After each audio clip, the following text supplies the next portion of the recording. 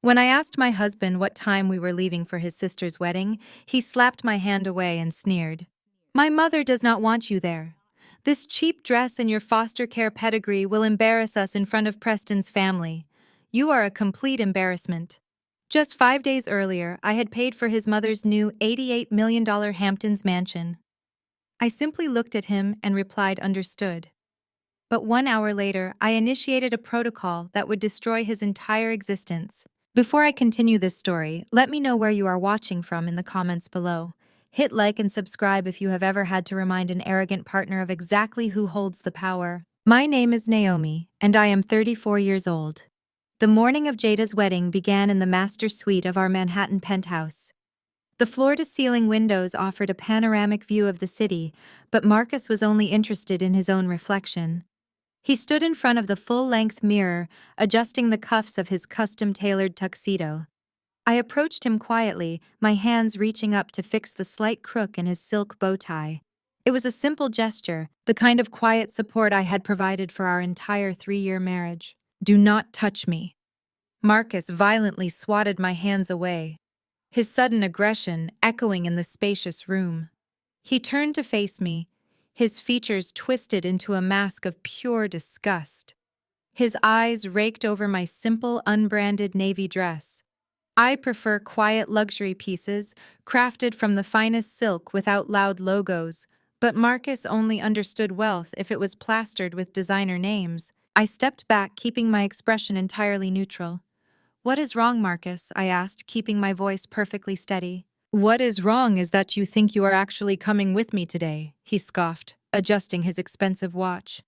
A watch I had quietly paid for when his own credit line maxed out. My mother does not want you there, Naomi. In fact, none of us do. Jada is marrying Preston Sterling today. Do you understand what that means? The Sterling family is old money. They are Wall Street royalty. We are showing them absolute black excellence today, and you do not fit that picture. I looked at him, feeling a cold calm settle over my chest. I do not fit the picture, I repeated. Look at you, he continued, his tone dripping with venom. You are wearing a dress that looks like it came from a discount rack. You have no family, no connections, no pedigree. You grew up in the foster care system, bouncing from home to home. Vivian was right about you from the start. You bring a stench of poverty wherever you go, and I will not let you embarrass me in front of Richard and Preston Sterling. You are a liability. The sheer audacity of his words hung in the air. This was the man who had cried in my arms 5 days ago. 5 days ago, Marcus had come home in a blind panic. Jada had demanded a wedding venue that rivaled royalty, and Preston's family had subtly mocked Marcus's family for not having a proper estate to host the event. Marcus had begged me to use what he called my real estate connections to find a place. What Marcus did not know was that I am not a real estate paperwork clerk. I am the founder and sole chief executive officer of Obsidian Holdings, an ultra-exclusive private equity fund that owns billions in global real estate. I bought the $88 million Hamptons estate in cash through my holding company, just to give his sister a place to get married. And now he was telling me I was too poor to attend. Marcus, I said, tilting my head slightly. The Hamptons estate, where Jada is getting married today. The one I secured the paperwork for 5 days ago. How exactly did you explain that property to your mother and the Sterlings? Marcus barked out a cruel laugh. He grabbed his cologne and sprayed it aggressively. I told them the truth. I told them I bought it. I told Vivian I used my year-end Wall Street bonus to purchase the estate outright. They were incredibly impressed. Preston's father actually shook my hand. You told them you bought an $88 million mansion, I asked, confirming the depth of his delusion. I am a senior investment banker, Naomi, he said, puffing out his chest.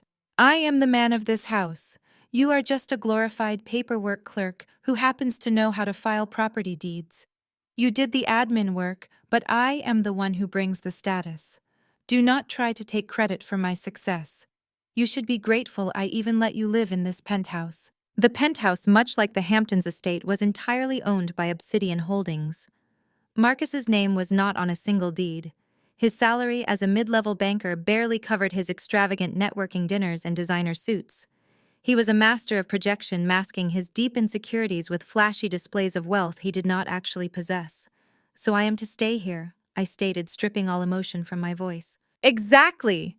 Marcus sneered, grabbing his leather overnight bag. "Stay here, order some takeout, watch some television. Do not call my phone, and absolutely do not show up at the estate. If you ruin this day for Jada, I will file for divorce tomorrow and throw you out on the street with absolutely nothing. You will be back in the foster system before you know it." He did not wait for my response. Marcus turned on his heel and marched out of the master suite.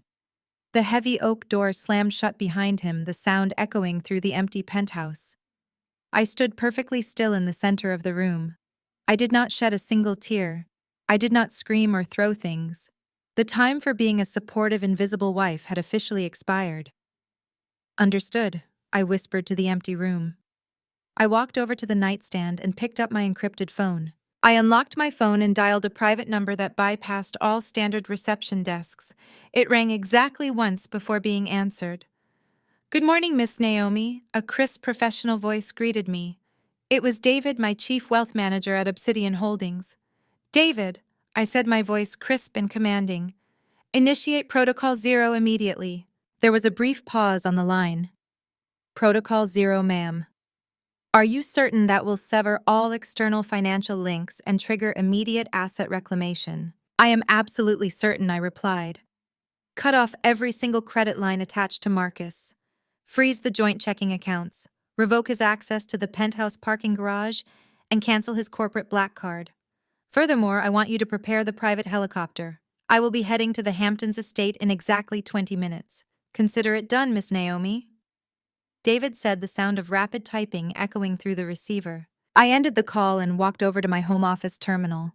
I booted up the secure server and pulled up the real-time financial dashboard for the accounts Marcus believed were his. I watched with clinical satisfaction as the status icons next to his Visa and American Express cards flipped from active to suspended. A bright red restricted tag appeared next to his banking profile. As I watched the digital locks fall into place, my mind drifted to the countless times I had quietly funded his extravagant lifestyle. Just last month, Marcus had hosted a dinner for Preston Sterling and several hedge fund managers at an exclusive Manhattan steakhouse. He had ordered $1,000 bottles of wine and massive tomahawk steaks, loudly boasting about his investment returns. When the bill arrived, he had smoothly handed the waiter his sleek metal card. He soaked in the admiration of his peers, pretending he was a financial titan. What he completely ignored was that the card was a secondary user line linked directly to my primary business account. I paid the $10,000 dinner bill while he called me a clerk. No more. I left the monitor running and walked into my expansive walk-in closet. I bypassed the modest clothes I usually wore around Marcus and reached for a sleek, tailored black suit from a highly exclusive European designer. It was a power suit, the kind of armor I wore when closing billion-dollar acquisitions. I slipped it on the perfect tailoring, transforming my silhouette into one of absolute authority. I packed a single elegant leather bag with a few essentials. I did not need much. I was not going to be staying long. My phone vibrated violently on the marble countertop. I glanced at the screen. It was Marcus. I let it ring. A moment later, a barrage of text messages began flooding in. "Naomi, did you touch the joint account? My Uber Black just declined. Hello. The app says my card is frozen. Fix this right now.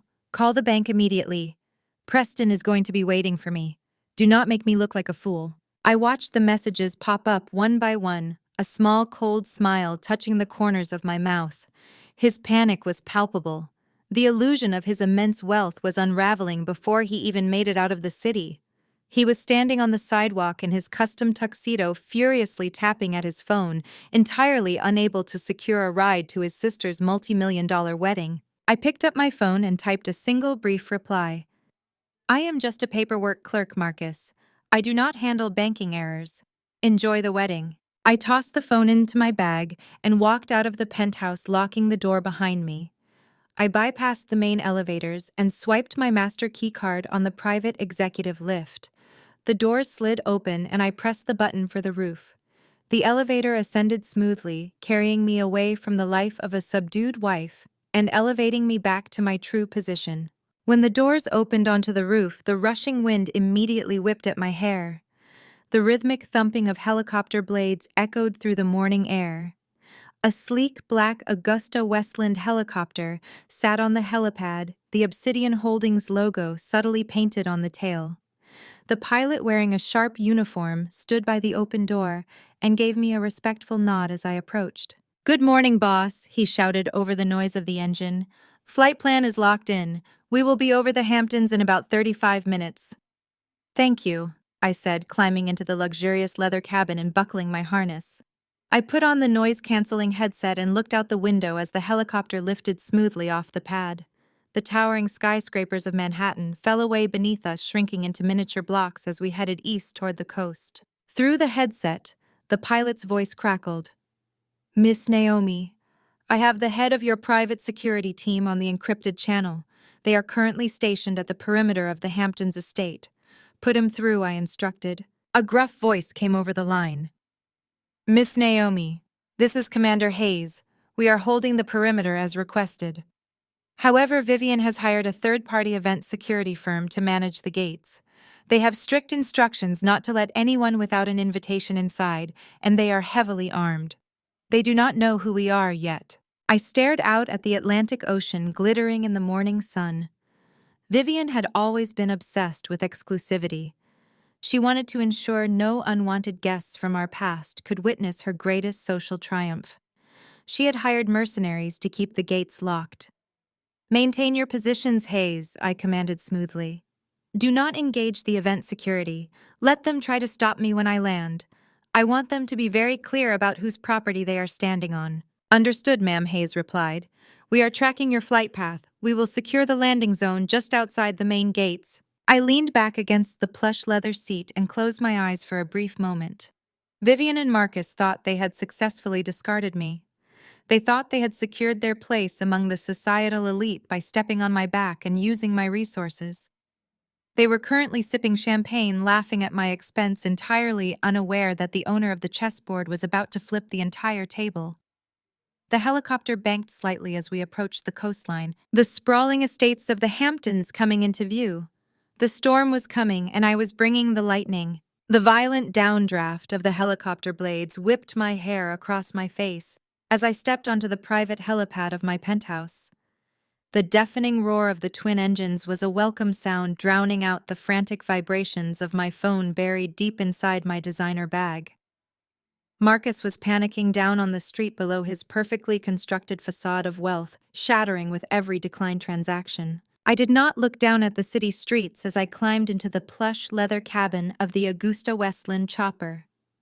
I buckled my harness and slipped the noise-canceling headset over my ears, shutting out the chaotic noise of the world I was leaving behind.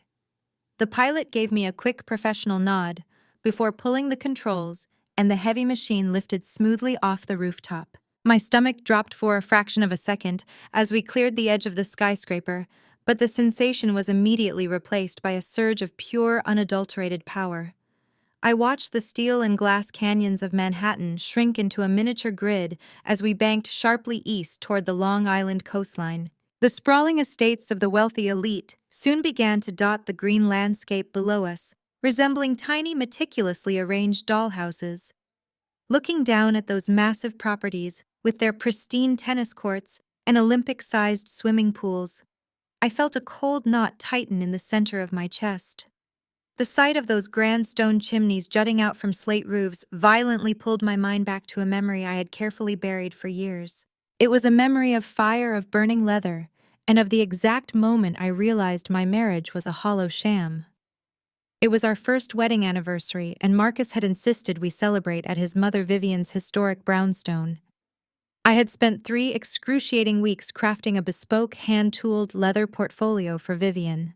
I knew she obsessed over her family lineage, constantly bragging about her sophisticated heritage, so I had tracked down archival photographs of her ancestors and bound them in imported Italian leather. I had poured my heart into that gift, hoping to finally bridge the gap between us. I wanted to prove that even though I came from nothing, I knew how to honor legacy. Vivian had taken the heavy leather portfolio from my hands with perfectly manicured fingers, holding it as if it were a diseased rat. She did not even open the cover. She simply looked at the rich brown leather, then looked at my hopeful face and sneered. Orphan trash always smells like poverty. That was the label she pinned to my chest. Orphan trash. That was the scent she claimed I carried. Orphan trash always smells like poverty. She repeated the vile words, letting them echo in the quiet elegance of her formal living room. It clings to you, Naomi. No matter how many expensive suits my son buys you, you will always smell like the system that discarded you. And then, without breaking eye contact with me, Vivian casually tossed my handmade portfolio directly into the roaring fireplace. I can still remember the sharp crackle of the flames as they eagerly consumed the edges of the leather. I remember the acrid, thick smell of burning glue and melting pages filling the room. But the most devastating part of that night was not the fire or Vivian's cruel laughter. It was Marcus. My husband stood by the mahogany wet bar swirling a glass of expensive scotch, and he said absolutely nothing. He just watched the flames destroy my effort and took a slow, deliberate sip of his drink, silently agreeing with his mother. He chose his fake bourgeois pride over his wife.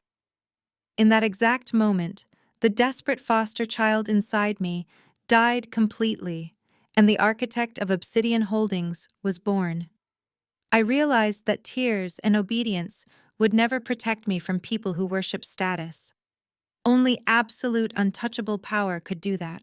I took a deep, steadying breath in the helicopter cabin, forcing the smell of phantom smoke out of my lungs. I reached into my bag and pulled out my encrypted secure tablet. The screen illuminated with the stark, minimalist black and gold interface of Obsidian Holdings.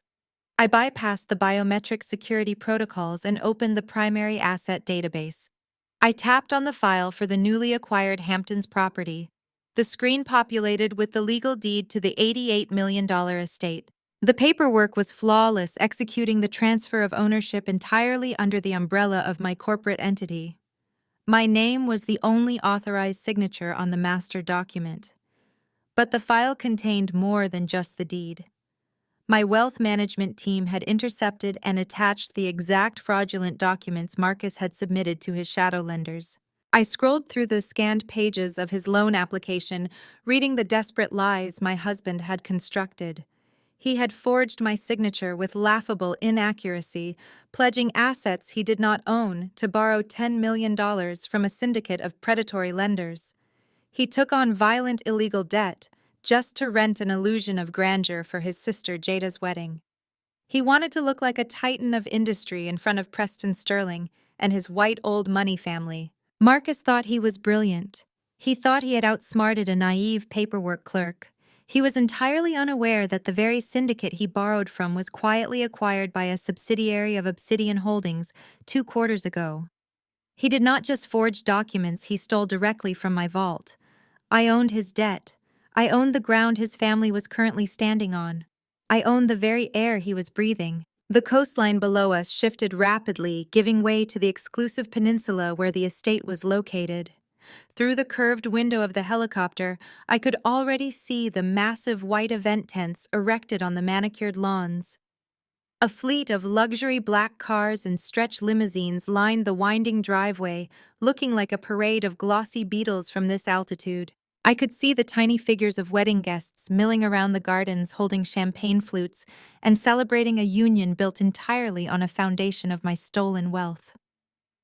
The illusion of their perfection was intoxicating to them, but I held the needle that was about to burst their fragile bubble. Suddenly, a sharp burst of static crackled loudly through my noise-canceling headset, making me wince. The pilot's voice came over the intercom, cutting through the steady hum of the rotor blades. His tone was tight, urgent, and strictly professional. "Miss Naomi, we have a serious situation developing on the ground. We are currently approaching the restricted airspace of the estate, but I am being aggressively hailed on the emergency frequency. The event security team Vivian hired is refusing to acknowledge our flight clearance. They are claiming this is a private no-fly zone for the Sterling wedding. They are threatening to deploy anti-drone countermeasures and shoot us out of the sky if we do not turn back immediately." The helicopter tires touched down seamlessly on the private asphalt strip located just a quarter mile from the main entrance. I stepped out into the crisp sea breeze. Commander Hayes and two covert operatives fell into step behind me. We walked down the paved road leading toward the grand iron gates. Vivian had spared no expense using the credit lines she believed Marcus possessed to make the perimeter look like a fortress. A dozen men in tactical black suits were stationed along the towering stone walls. These were the mercenaries she hired to ensure her perfect day remained untainted by anyone she deemed socially inferior. As I approached the imposing wrought iron gates, the sheer scale of the $88 million property loomed majestically. The manicured lawns were dotted with massive event tents and elaborate floral arches. The faint sound of a string quartet warming up drifted over the high walls. Vivian was living her high society fantasy, completely oblivious to the reality rapidly approaching her doorstep. I did not break my stride as I walked directly toward the center of the gilded gate. Immediately, three massive security guards stepped forward, forming a solid physical barricade. The largest of the three stepped into my personal space, raising a heavy hand to my chest to stop me. I did not flinch, but my eyes dropped to his hand and then shot up to his face. The name tag on his tactical vest read, Unit Supervisor Briggs. "Mom, you need to turn around and walk away," Briggs barked. "This is a secure private event. We have strict orders from the mother of the groom. No one enters without a verified digital invitation and a matching ID." I looked past him at the long driveway leading up to the main house. "I am not a guest, Briggs," I said, my voice dropping to a calm register. "I am the owner of this estate. Open the gate." Briggs let out a loud, mocking laugh. He looked back at his men, who also chuckled. "Listen, lady," he sneered, leaning closer. "Mrs. Vivian warned us about you. She said her son had some unstable estranged woman obsessed with their family who might try to crash the wedding. She gave us a specific description of a woman in a plain black suit claiming she owned the place. She authorized us to use physical force and make an arrest for trespassing if you showed your face. So I will give you exactly 5 seconds to turn around before I put you in zip ties and throw you in the back of a van." He reached to his utility belt, unclipping a set of heavy plastic restraints. One of the other guards grabbed my left arm, pulling it roughly toward my back. Commander Hayes moved to intervene, but I raised my hand, signaling him to stand down. I did not need physical violence to handle hired muscle. The physical contact only reminded me of the time Vivian had locked me out of a Thanksgiving dinner, telling the neighborhood watch I was a disgruntled former maid. She loved weaponizing authority figures against me, relying on the assumption that I would instinctively cower when threatened. She thrived on the power dynamic of the wealthy dictating the fate of the vulnerable. I looked at the guard holding my arm, and then directly at Briggs. "You work for Apex Global Security," I stated, reading the insignia on his tactical vest, "a subsidiary of Vanguard Protection Network." Briggs puffed out his chest. "That is right. The most elite private security firm on the eastern seaboard. Now put your hands behind your back." I reached into my pocket with my free hand. Briggs tensed, reaching for his weapon, but I only pulled out my encrypted smartphone. "I am not reaching for a weapon, Briggs," I said smoothly. "I am reaching for your leash." I unlocked the screen and opened the Obsidian Holdings executive interface. With 3 rapid taps, I bypassed the security firewall and accessed the corporate hierarchy database. I typed a single override command into the system utilizing the master clearance code I established when my equity fund acquired Vanguard Protection Network in cash 14 months ago. I calmly pressed the execute button on the touchscreen. 2 seconds later, the radio earpiece tucked into Briggs' right ear emitted a sharp, piercing tone. He flinched, tapping the earpiece. "Briggs here," he snapped, annoyed by the interruption. The blood drained from his face. His aggressive posture crumbled. The mocking sneer slid off his face, replaced by sheer terror. He stared at me with wide eyes as the voice on his radio delivered the reality of his situation. The national director of Apex Global Security was frantically informing his ground supervisor that the woman standing at the gate was the supreme owner of the parent company signing their paychecks. "Yes, sir." Briggs whispered, his voice shaking uncontrollably. "I understand perfectly, sir." The transmission ended. The heavy silence at the gate was broken only by the sound of the ocean wind. Briggs slowly lowered his hands. He turned to the guard, still tightly gripping my left arm. "Let her go!" Briggs croaked, his voice cracking with fear. "Let her go right now, you absolute idiot!" The confused guard immediately dropped my arm. Briggs stepped back, removed his sunglasses, and bowed perfectly at the waist, his eyes fixed firmly on the pavement. "I am profoundly sorry, ma'am," he stammered, cold sweat beading on his forehead. "We had absolutely no idea who you were. The client gave us false information. Both of these men are fired immediately for placing their hands on you. Please accept my deepest apologies." Without waiting for my response, Briggs turned and sprinted toward the control box, frantically punching in the access code. The massive iron gates unlocked with a heavy clank and began to swing inward. I slipped my phone into my pocket, adjusted the cuffs of my suit, and walked onto my property. The heavy iron gates clanked shut behind me, sealing me inside the absolute circus my husband had financed with stolen funds. Walking up the sweeping gravel driveway of the estate, I was immediately hit by the sheer audacity of the spectacle Marcus and his mother Vivian had orchestrated. The manicured lawns had been transformed into a grotesque display of forced opulence. Two massive gilded cages flanked the entrance to the main reception tent, housing live white peacocks that shrieked over the sound of a string quartet rehearsing near the fountain. A towering 12-foot ice sculpture, carved into the shape of the Sterling family crest, was melting slowly under the midday sun, right next to a champagne waterfall. Hundreds of frantic staff members rushed across the grass, carrying silver trays and floral arrangements. It was those floral arrangements that made me stop dead in my tracks. A team of decorators was carefully assembling massive cascading archways made entirely of rare white orchids and deep black baccarat roses. I stared at the dark velvet petals and let out a sharp, humorless laugh. 6 months ago, when Jada first began planning this wedding, I had stayed up until 2 drafting a comprehensive design portfolio for her. I had presented this exact floral combination, explaining how the stark contrast represented modern elegance without being gaudy. Jada had taken one look at my presentation, sneered, and tossed my tablet away. She had called my design cheap and funereal, stating it was exactly the kind of depressing aesthetic a foster kid would pick. Vivian had chimed in, agreeing that people from the system simply lacked an innate understanding of Black excellence and joy. Yet here I was, looking at my exact design stolen, and being proudly displayed as Jada's original visionary aesthetic to impress her white billionaire in-laws. They despised where I came from, but they had no problem stealing my ideas to elevate themselves. "Excuse me, you absolutely cannot be walking around here." A sharp, panicked voice shattered my thoughts. I turned to see a frantic man in a plum-colored suit marching toward me. He was waving a clipboard, a Bluetooth headset on his ear. He looked me up and down, taking in my unbranded black suit, and his face twisted with annoyance. "Who are you with?" he demanded, snapping his fingers at me. "Are you from the catering company because the service entrance is around the back? Or are you lost? You need to leave the main lawn immediately before the Sterling family arrives. The bride is already having a meltdown about the humidity, and I will not have unauthorized personnel wandering the grounds, ruining the aesthetic." I did not move. Commander Hayes and the 2 security operatives stepped up behind me, their presence casting shadows over the wedding planner.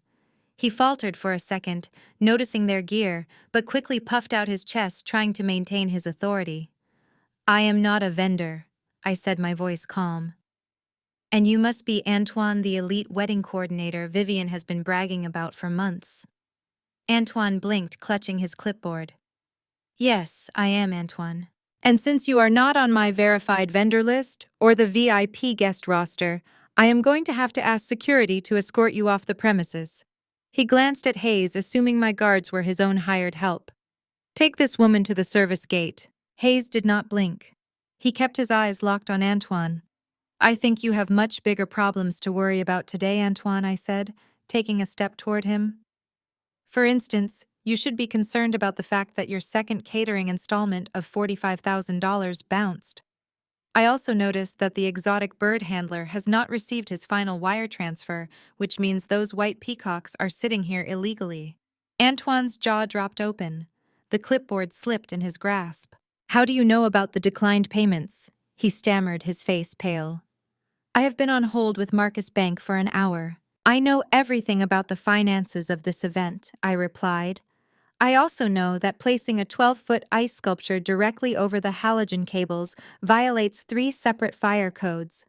If a fire marshal were to walk onto this property, he would shut down this entire circus before the groom even put on his tuxedo." "You are insane," Antoine whispered, taking a step back. "Who exactly are you?" I smiled, but the expression held no warmth. "I am the woman who owns the ground you are standing on, Antoine. I suggest you stop worrying about my outfit and start figuring out how you are going to explain to guests that there is no food because the groom is completely broke." Antoine stood paralyzed by the sudden collapse of his event. I did not wait for his brain to process the reality of the situation. I simply stepped around him, dismissing him from my reality. I walked past the melting ice sculptures and the screaming peacocks to the grand entrance of the $88 million mansion. The mahogany doors were already propped open. I walked into the grand foyer. Looking up, I fixed my gaze on the grand staircase that curved toward the second floor. At the top of those stairs was the bridal suite, where Vivian and Jada were sipping champagne and celebrating the theft of my money and my ideas. They thought they had secured their place by locking me out. They had no idea I was bringing the winter to their doorstep. I began to ascend the marble steps, Commander Hayes and my security detail flanking me, ready to kick the doors open. The heavy fabric of my suit felt like armor against the incoming storm of their outrage. I reached the landing and took a deep breath. It was finally time to show them exactly what happens when you underestimate the wrong woman in this world. I did not knock. I simply raised my right foot and kicked the heavy mahogany double doors dead in the center. The gilded latch snapped with a loud crack echoing like a gunshot down the hallway. The heavy doors slammed inward, rebounding off the floral-patterned wallpaper. I stepped into the bridal suite with Commander Hayes and my 2 operatives fanning out behind me, blocking the exit. The bridal suite was a suffocating explosion of white tulle and empty luxury. Jada stood on a velvet pedestal in the center of the room, swathed in a custom couture gown that looked like it weighed 50 pounds. 5 terrified tailors were kneeling around her, frantically pinning the hem. Over by the panoramic window, Vivian was lounging on a velvet chaise, sipping Dom Perignon from a crystal flute. The sudden violent entry caused Vivian to jump so hard the champagne sloshed over the rim of her glass, spilling onto her expensive silk mother of the bride dress. "Who let this street trash in here?" Vivian screamed, her voice shrill with genuine panic. She hurled the half-empty champagne flute toward the door. It shattered against the wall inches from Hayes, scattering shards of sharp crystal across the plush white carpet. "Get her out. Get her out right now before the Sterlings see her." Jada threw her hands over her perfectly contoured face, having an immediate meltdown. "Are you kidding me right now?" she shrieked, stomping her foot on the velvet pedestal, causing the tailors to scatter toward the walls. "Naomi, you are ruining my aura. This is my day, my wedding day to a Sterling, and you show up here in a cheap funeral suit reeking of desperation. You are contaminating the entire aesthetic. Get this foster home charity case out of my suite immediately." I did not yell back. I did not justify my presence or demand an apology. I completely ignored their hysterical screaming. My silence infuriated them more than any insult could. I walked slowly across the room, my flat leather boots crunching heavily over the broken crystal. Vivian scrambled backward on the chaise, pressing herself against the window glass as if my mere proximity might infect her with poverty. I bypassed her completely and walked straight to the antique vanity mirror. Resting on a velvet display cushion was a massive diamond necklace. It was a gaudy, ostentatious piece clearly selected to scream wealth rather than demonstrate actual taste.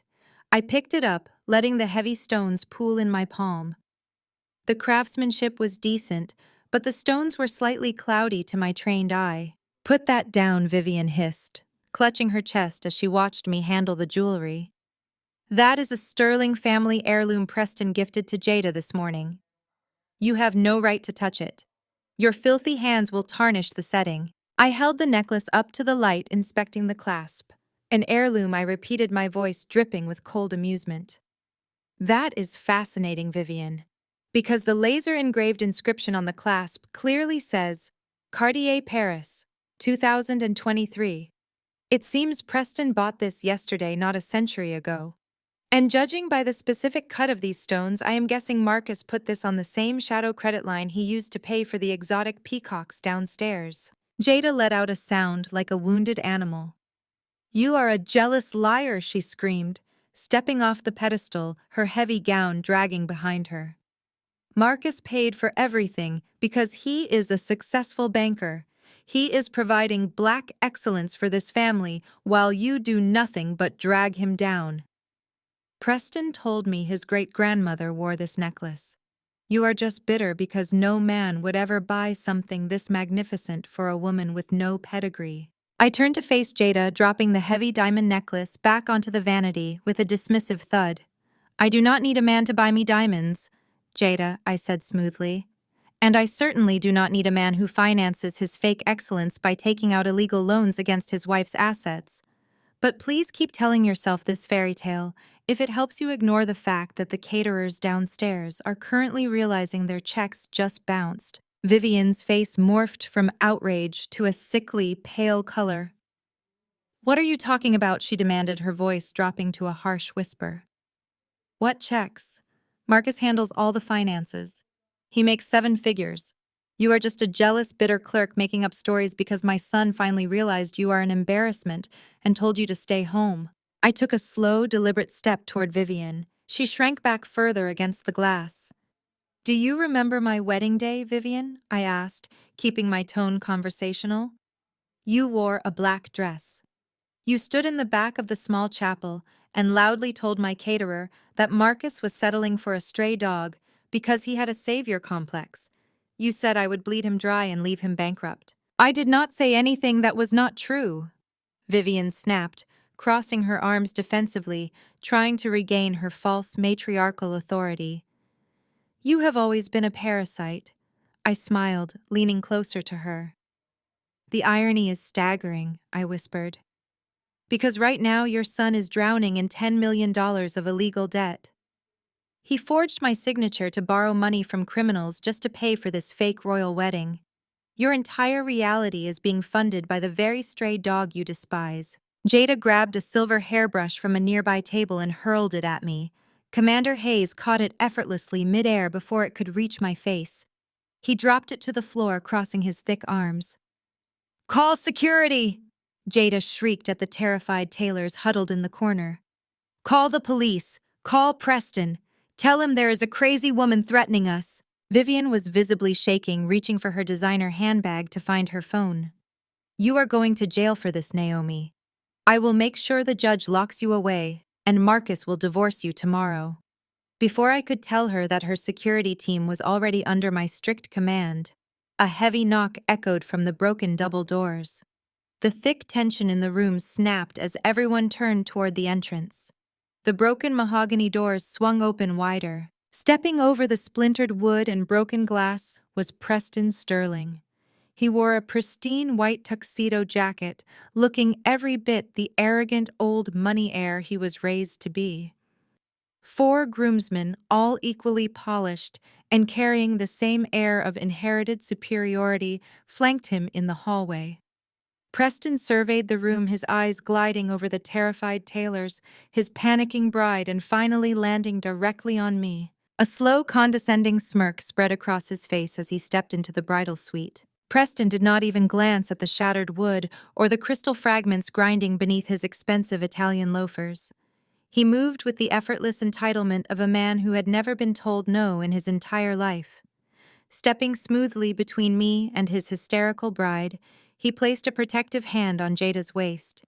He kissed her forehead, murmuring soothing words, as if calming a startled horse, before turning his icy blue eyes back to me. His groomsmen lingered in the doorway, forming a wall of Brooks Brothers suits and inherited privilege. Vivian immediately seized the opportunity to play the victim. "Oh, Preston, thank goodness you are here!" she gasped, clutching her chest dramatically. Marcus told us his wife was having an episode, but we never imagined she would become violent. She just kicked the doors in and started making up the most psychotic lies about our finances. She is trying to ruin your wedding day out of pure ghetto jealousy. Preston raised a single manicured hand, silencing his future mother-in-law. He looked me up and down, taking his time. His gaze lingered on my tailored black suit, my minimalist jewelry, and my natural hair. I could see the exact moment he categorized me in his mind. To him, I was not a person. I was an unfortunate stain on his perfect society wedding, a mistake his soon-to-be brother-in-law had made by marrying outside his station. Marcus warned me you were mentally unstable, Preston said, his voice a low, patronizing drawl. He told me you had a rough upbringing in the foster system and struggled to assimilate into polite society. I tried to give you the benefit of the doubt, Naomi. I really did. But my family does not associate with ghetto-born liabilities. We have a certain standard to maintain, and kicking down doors like a feral animal is not going to fly in my world. Jada clung to his arm, nodding vigorously. She is sick, Preston. She needs to be locked up. Preston patted Jada's hand, but kept his eyes locked on me. You see, Naomi? There is a natural order to things, he continued, stepping closer. My father runs Sterling Vanguard Capital. We deal with billionaires, foreign dignitaries, and the global elite. We do not have time for street trash throwing temper tantrums because they feel left out of the country club. I am going to give you one chance to walk out of this estate peacefully. If you do not leave right now, I will have my father's private security contractors handle you, and trust me, you do not want to end up in the back of one of their vans. They do not treat uninvited guests with kid gloves. A heavy silence descended on the bridal suite. The Taylors held their breath. Vivian wore a triumphant sneer, absolutely certain that the rich white savior had just put me in my rightful place. They all waited for me to crumble to apologize or to run away in tears. Instead, I smiled. It was not a defensive smile or a polite concession. It was a slow, razor-sharp smirk that made Preston falter for a fraction of a second. I looked at the tailored cut of his white tuxedo jacket and the smug arrogance radiating from his posture. He felt so untouchable, backed by the mighty Sterling Vanguard Capital. He was entirely oblivious to the reality of his own financial existence. Sterling Vanguard Capital One. Repeated, letting the name roll off my tongue with deliberate slowness. That is a very impressive firm, Preston. Your father, Richard Sterling, built a massive reputation in the 90s. It is just a shame about the catastrophic liquidity crisis your family faced 36 months ago. Over-leveraged on commercial real estate, if I recall correctly. I read that your father had to seek an emergency bailout from a private equity fund just to keep the lights on and prevent the SEC from auditing his phantom assets. Preston's face went completely rigid. The color drained from his cheeks, leaving him looking like a ghost in a white jacket. How do you know about that? He demanded, his voice losing its smooth, aristocratic drawl. That information was sealed under strict non-disclosure agreements. No one knows about that. I know a lot of things, Preston, I said, stepping into his personal space, forcing him to look up slightly to meet my eyes. I know that your family hedge fund only survived because a superior entity bought 60% of your voting shares. I know that your trust fund, your exotic cars, and this very wedding are currently being subsidized by the grace of a board of directors you have never even met. So before you threaten to have your father's people handle me, you might want to consider who holds the leash to your father's collar. You are lying, Preston stammered, taking a step backward. You are just a crazy woman repeating internet rumors. My father is a titan. Your father is a glorified employee.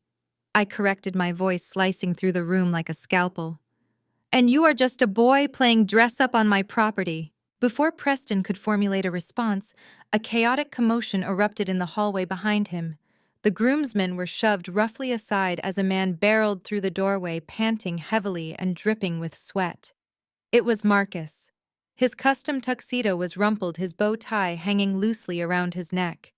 He looked absolutely deranged, his eyes wide with a mix of fury and sheer panic. He had clearly sprinted from the front gates, realizing his credit cards were dead and his lies were collapsing. Marcus lunged across the broken glass, bypassing Preston and Jada completely. He grabbed my left arm, his fingers digging violently into my skin. His face was inches from mine, contorted with a vicious desperation I had never seen before. "You psychotic witch!" Marcus hissed, saliva flying from his lips. "I told you to stay in the city. What did you do to my accounts? You froze everything. You embarrassed me in front of the gate guards. I swear to God, Naomi, I am going to divorce you the second this wedding is over. I am going to take every single dime you have and leave you homeless. You will be back in the gutter where I found you." He yanked my arm, trying to drag me toward the door. "You are leaving right now," he roared. "I am throwing you out myself." The moment his fingers dug into my bicep, a reflex born from years of surviving the worst parts of the foster care system kicked in. I did not scream or pull away blindly. Instead, I stepped into his space using his own momentum against him. I grabbed his wrist with my free hand, twisted my hips, and applied sharp downward pressure to his joint. Marcus let out a high-pitched yelp as his grip broke instantly. Before he could recover his balance, I slammed his shoulder forward, driving him face first into the antique vanity. The heavy mirror rattled against the wall as I pinned his arm sharply behind his back, holding him completely immobilized against the edge of the mahogany table. The entire bridal suite erupted into chaos. Jada screamed. Preston and his groomsmen surged forward, but Commander Hayes and my security operatives instantly unholstered their batons, stepping directly into the path of the wealthy trust fund boys. The sheer physical presence of my team stopped Preston dead in his tracks. His arrogant bravado evaporated the second he faced men who were paid to engage in actual combat, not country club posturing. He raised his hands defensively, his white tuxedo jacket suddenly looking less like a symbol of elite power and more like a very prominent target. I kept Marcus pinned firmly against the vanity, applying just enough pressure to keep him compliant. He was panting heavily, his cheek pressed against the scattered diamonds and broken glass. I leaned down, bringing my lips inches from his ear, making sure my voice carried clearly across the sudden silence of the room. "Divorce me," I asked, my tone dangerously calm. "Throw me out of your house." "Marcus, darling, I am not here to ruin the wedding. I am here to inform you that this entire estate goes into hard lockdown in exactly 10 minutes. Marcus grunted, trying to squirm out of my grip, but I applied another fraction of pressure to his shoulder joint, making him freeze. "You are delusional," he gasped, his voice muffled against the polished wood. "You have no authority here. You are just a clerk." I let out a soft laugh that sent a visible shiver down his spine. "A clerk who just froze every single account you falsely claimed to own," I whispered into his ear. "A clerk who knows exactly which shadow lenders you begged for the $10 million paying for this fraudulent spectacle." The panic in his eyes was visible in the vanity mirror reflection. The sweat on his forehead had completely ruined his carefully styled hair. He knew I had him cornered, but his fragile ego simply could not process the reality of his total financial defeat. Jada began hyperventilating. "Preston, do something," she wailed, her voice cracking under the intense pressure of the moment. "She is assaulting my brother. She is going to ruin my pictures. My aura is completely destroyed." Preston shifted uncomfortably, adjusting his expensive cuffs, but he made no move to bypass my heavily armed security detail. He was a man accustomed to using his father's money and lawyers to solve problems, not his own two hands. "Call the local police," Preston ordered, his voice lacking its previous aristocratic bite. "Have her arrested for assault and trespassing immediately. My father knows the police commissioner, and he will not tolerate this." Vivian, who had been cowering by the window, suddenly found a burst of artificial courage.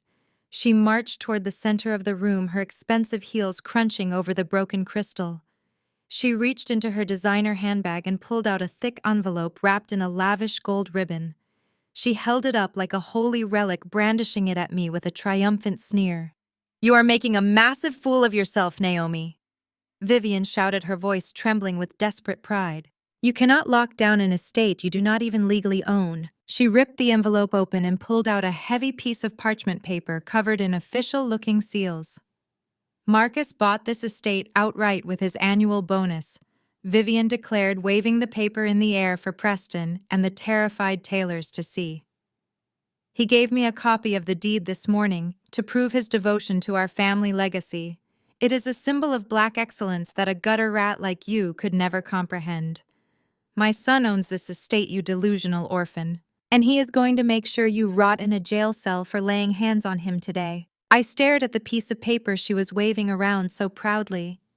I remembered Marcus spending hours in his home office last week, demanding absolute privacy while he supposedly worked on complex international mergers. In reality, he had been sitting at his desk, forging property documents, downloading fake county seals from the internet, and printing them on high-quality parchment just to stroke his mother's ego. He had risked federal forgery charges just to maintain his facade as the wealthy patriarch he desperately wished he was.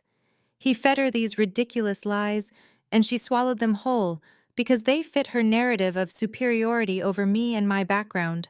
I looked at Vivian's triumphant face, and then down at Marcus, who was now squeezing his eyes shut in shame. He knew the document his mother was holding was completely worthless, and that his entire house of cards was currently collapsing. I released my grip on his arm, stepping back and smoothing out the wrinkles in my black power suit. Marcus collapsed against the vanity, rubbing his aching shoulder and refusing to make eye contact with anyone in the room. He looked pathetic, stripped of his false dominance and fake wealth. I turned my attention fully to Vivian, watching her clutch the fake deed. A bright smile crossed my face. "If you are so certain about that document, Vivian," I said, gesturing toward the balcony, "let us go show your guests." I turned my back on the bridal suite and walked out the broken doors.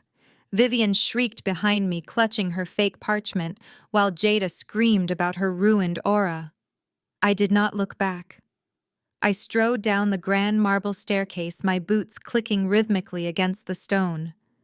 Commander Hayes and my operatives moved in perfect synchronization, creating a protective wedge around me. We reached the heavy French doors leading to the grand lawn. I pushed them open, stepping into the glaring afternoon sun. The sheer scale of the event was staggering. 500 white folding chairs were arranged in perfect symmetry across the manicured grass. The guest list was a who is who of the financial and political elite. I spotted city council members, hedge fund managers, and right in the front row, Richard Sterling himself holding court like a king among his peers. Women in designer gowns and men in bespoke suits chatted amiably, completely unaware of the financial devastation hovering over the event. The string quartet was playing a soft, elegant melody, lulling the wealthy crowd into a false sense of security. I heard heavy, panicked footsteps behind me. Marcus and Preston had finally recovered from their shock and were charging out of the mansion. Marcus was red in the face, his tuxedo jacket flapping open, his carefully curated image of black excellence completely unraveling. Preston looked equally enraged, his white knight complex demanding he regain control of his wedding and put the interloper in her place. "Stop her!" Marcus roared, his voice cracking with sheer desperation. "Do not let her near that stage." They lunged forward, attempting to tackle me from behind before I could reach the guests. They never even made it within 5 feet. Commander Hayes pivoted sharply, planting his boots firmly into the grass. He and the operatives formed a solid, unmoving human barricade. Preston slammed into one of the operatives, bouncing off the man's tactical vest like a discarded rag doll. Marcus tried to sidestep Hayes, but the commander simply extended a massive arm, clotheslining my husband and sending him tumbling backward onto the pristine white aisle runner. "Stay exactly where you are, gentlemen." Hayes barked, his voice carrying the lethal authority of a military veteran. "The next time you step toward my boss, I will consider it a physical threat and neutralize you immediately." I did not even break my stride. I walked straight down the center aisle, taking the exact path Jada was supposed to walk. Whispers erupted through the crowd like wildfire. Rich, powerful people who had spent their entire lives evaluating status stared at my unbranded black suit. I could hear their confused murmurs rippling through the rows. I heard someone ask if I was the event coordinator, while another questioned if there was a security breach. I remembered Marcus telling me years ago that I walked like someone who was perpetually apologizing for existing. He had spent our entire marriage trying to shrink me, insisting my foster care background meant I lacked the inherent grace of his family lineage. Today, I walked with the posture of a woman who owned the very ground beneath their expensive shoes. I reached the altar, a ridiculous structure smothered in the imported white orchids I had originally designed.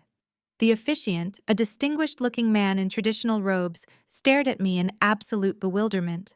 The string quartet sat to his left, vigorously sawing away at their instruments, desperately trying to drown out the commotion Marcus was causing at the back of the aisle. I stepped up to the wooden platform. I did not ask for permission to interrupt. I walked directly over to the power supply for the quartet's amplifiers and simply pulled the heavy black cord out of the socket. The elegant music died instantly with a harsh, grating screech of feedback that made several guests cover their ears. The sudden silence on the lawn was deafening. 500 pairs of eyes were locked onto me. The officiant opened his mouth to protest the interruption, but I simply reached out and took the wireless microphone directly from his trembling hand. He stepped back, thoroughly intimidated by the cold, absolute authority radiating from my gaze. I turned to face the crowd. In the back of the lawn, Vivian and Jada had just emerged from the house, freezing in horror as they saw me standing at the altar. Marcus was still on the ground, clutching his chest, while Preston frantically yelled at his father's security guards to intervene. But the Sterling guards were confused, looking at Hayes and my heavily armed operatives, entirely unsure of their jurisdiction. I tapped the microphone twice. The sharp thumps echoed across the sprawling estate, cutting through the murmurs and demanding absolute attention. Behind me stood two massive LED screens, each 20 feet tall. According to the meticulous schedule Antoine, the wedding planner, had drawn up, those screens were supposed to be playing a highly edited romantic montage of Jada and Preston, highlighting their fake fairy tale romance and projecting an illusion of equal social standing to the white elite. I reached into my pocket and pulled out my encrypted phone. With a single swipe on the screen, I bypassed the local audiovisual network, a laughably simple task, considering my technology division had installed the hardware for the rental company. The giant screens flickered brightly. The crowd gasped in unison as the cheerful holding graphics suddenly vanished. The massive displays plunged into a deep, absolute black. A second later, a brilliant, razor-sharp gold geometric logo materialized in the center of the darkness. It was the undeniable, globally recognized crest of Obsidian Holdings. The black screen with the gold Obsidian Holdings logo held the entire lawn hostage for 5 agonizing seconds. Then the image shifted. The giant displays illuminated with a high-resolution scan of the authentic master deed for the $88 million estate. The document was impeccably crisp, bearing the official seals of the county clerk. At the very bottom, in unmistakable bold print, was the name of the sole authorized purchaser, Naomi Carter, CEO, Obsidian Holdings. I gripped the microphone, holding the heavy silence for just a moment longer, letting the reality sink into the minds of the 500 elite guests staring at the screens. My husband Marcus told you all a very compelling story. I began, my voice ringing clear and steady across the manicured lawns. He told you he purchased this estate with his year-end Wall Street bonus. He told you this was a monument to his financial acumen, a testament to black excellence designed to impress his new in-laws, the prestigious Sterling family. I paused, looking directly at the front row where Preston and his father Richard Sterling sat frozen. I am afraid my husband has a rather loose relationship with the truth. Marcus is a mid-level investment banker. His total compensation package barely covers the lease on the cars he pretends to own. There was no Wall Street bonus. There is no vast personal fortune. I tapped the screen of my encrypted phone again. The image on the massive LED displays changed. This time it was not a deed but a highly redacted loan application. The document was covered in alarming red stamps, indicating delinquency and extreme high-risk status. Marcus did not buy this house, I continued, my voice slicing through the rising murmurs of the crowd like a surgical blade. But he did need to fund the illusion of this wedding. He needed to pay for the exotic birds, the imported orchids, and the 12-foot ice sculptures. So 5 days ago, Marcus forged my signature on this document. He pledged assets he does not own to secure a $10 million loan from an unregulated shadow syndicate operating out of the Cayman Islands. The gasps from the audience were no longer polite murmurs. They were sharp intakes of breath, genuine expressions of shock from people who understood the lethal consequences of borrowing from unregulated syndicates. My husband is not a titan of industry, I stated, locking eyes with Marcus, who was still lying on the white runner hyperventilating as Commander Hayes stood over him. He is a man drowning in $10 million of violent illegal debt. He risked everything, including my name, just to rent a costume he could never afford. He is completely, unequivocally broke. The silence that followed was absolute. The meticulously crafted illusion of the wedding, the carefully curated image of wealth and sophistication, had been brutally shattered in front of the very people Marcus and Vivian had tried so desperately to impress. It is a lie. The shriek tore through the quiet air like shattering glass. Vivian had finally recovered from her shock. She shoved past the stunned bridesmaids, her face contorted in a mask of pure, unadulterated panic and rage.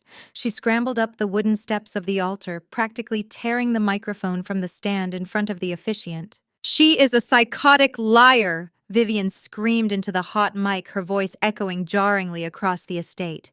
"Do not listen to a word this street rat says. She grew up in foster care. She is a pathological liar trying to ruin my son's reputation out of pure ghetto jealousy because he finally realized she was an embarrassment and told her to stay home today." Vivian turned frantically toward the front row, her eyes wide with desperate pleading. She locked onto Richard Sterling Preston's billionaire father, who was sitting with terrible stillness. "Richard, please," Vivian begged, her voice cracking. "You have connections. You know the police commissioner. You know the FBI. Call them right now. Have this imposter arrested for trespassing and defamation. She is trying to destroy our families on our most important day. Have her thrown in jail where she belongs." Vivian's hysterical demand hung in the humid air of the Hamptons estate. For a split second, nobody moved. Then the 500 elite guests erupted into a chaotic symphony of shocked murmurs and frantic whispers. The perfectly curated facade of the wedding evaporated instantly. Men in bespoke tuxedos leaned toward their wives, pointing at the massive screens projecting Marcus and his fraudulent loan application. Women in couture gowns gasped, whispering behind manicured hands about the sheer audacity of a man who would forge his wife's signature to borrow from a shadow syndicate. The whispers grew louder, transforming from polite shock into blistering judgment. I watched Marcus try to push himself off the white runner, but Commander Hayes placed a heavy tactical boot firmly on my husband's chest, pinning him back down to the grass. Marcus squeezed his eyes shut, unable to look at the Wall Street tycoons who were currently realizing he was nothing but a desperate fraud. Vivian could not handle the sound of high society turning against her son. The realization that her carefully constructed narrative of black excellence was crumbling drove her completely over the edge. She let out a feral shriek and lunged at me. She charged across the wooden altar, her expensive silk dress catching on the floral arrangements, tearing the white orchids to shreds. She raised her hands, her long manicured nails aimed directly at my face. Commander Hayes moved to intercept her, but I raised my hand, signaling him to hold his position. I simply stepped slightly to the right. Vivian, blinded by rage, missed me entirely and stumbled hard against the wooden podium. She caught her balance and whipped around, her face contorted with a vicious, hateful desperation. "You miserable, barren orphan!" she screamed, her voice cracking as she pointed a shaking finger at my chest. "You have been jealous of my family since the day Marcus dragged you out of whatever gutter you came from. You could never give him children. You could never give him a proper legacy. So you decided to destroy the one thing he built for his sister. You are trying to ruin black excellence because you do not even know what a real family looks like." I stood perfectly still, letting her toxic words wash over me. She had used my struggles with fertility and my foster care background as weapons behind closed doors for years. She loved twisting the knife, reminding me of every miscarriage, every failed medical treatment.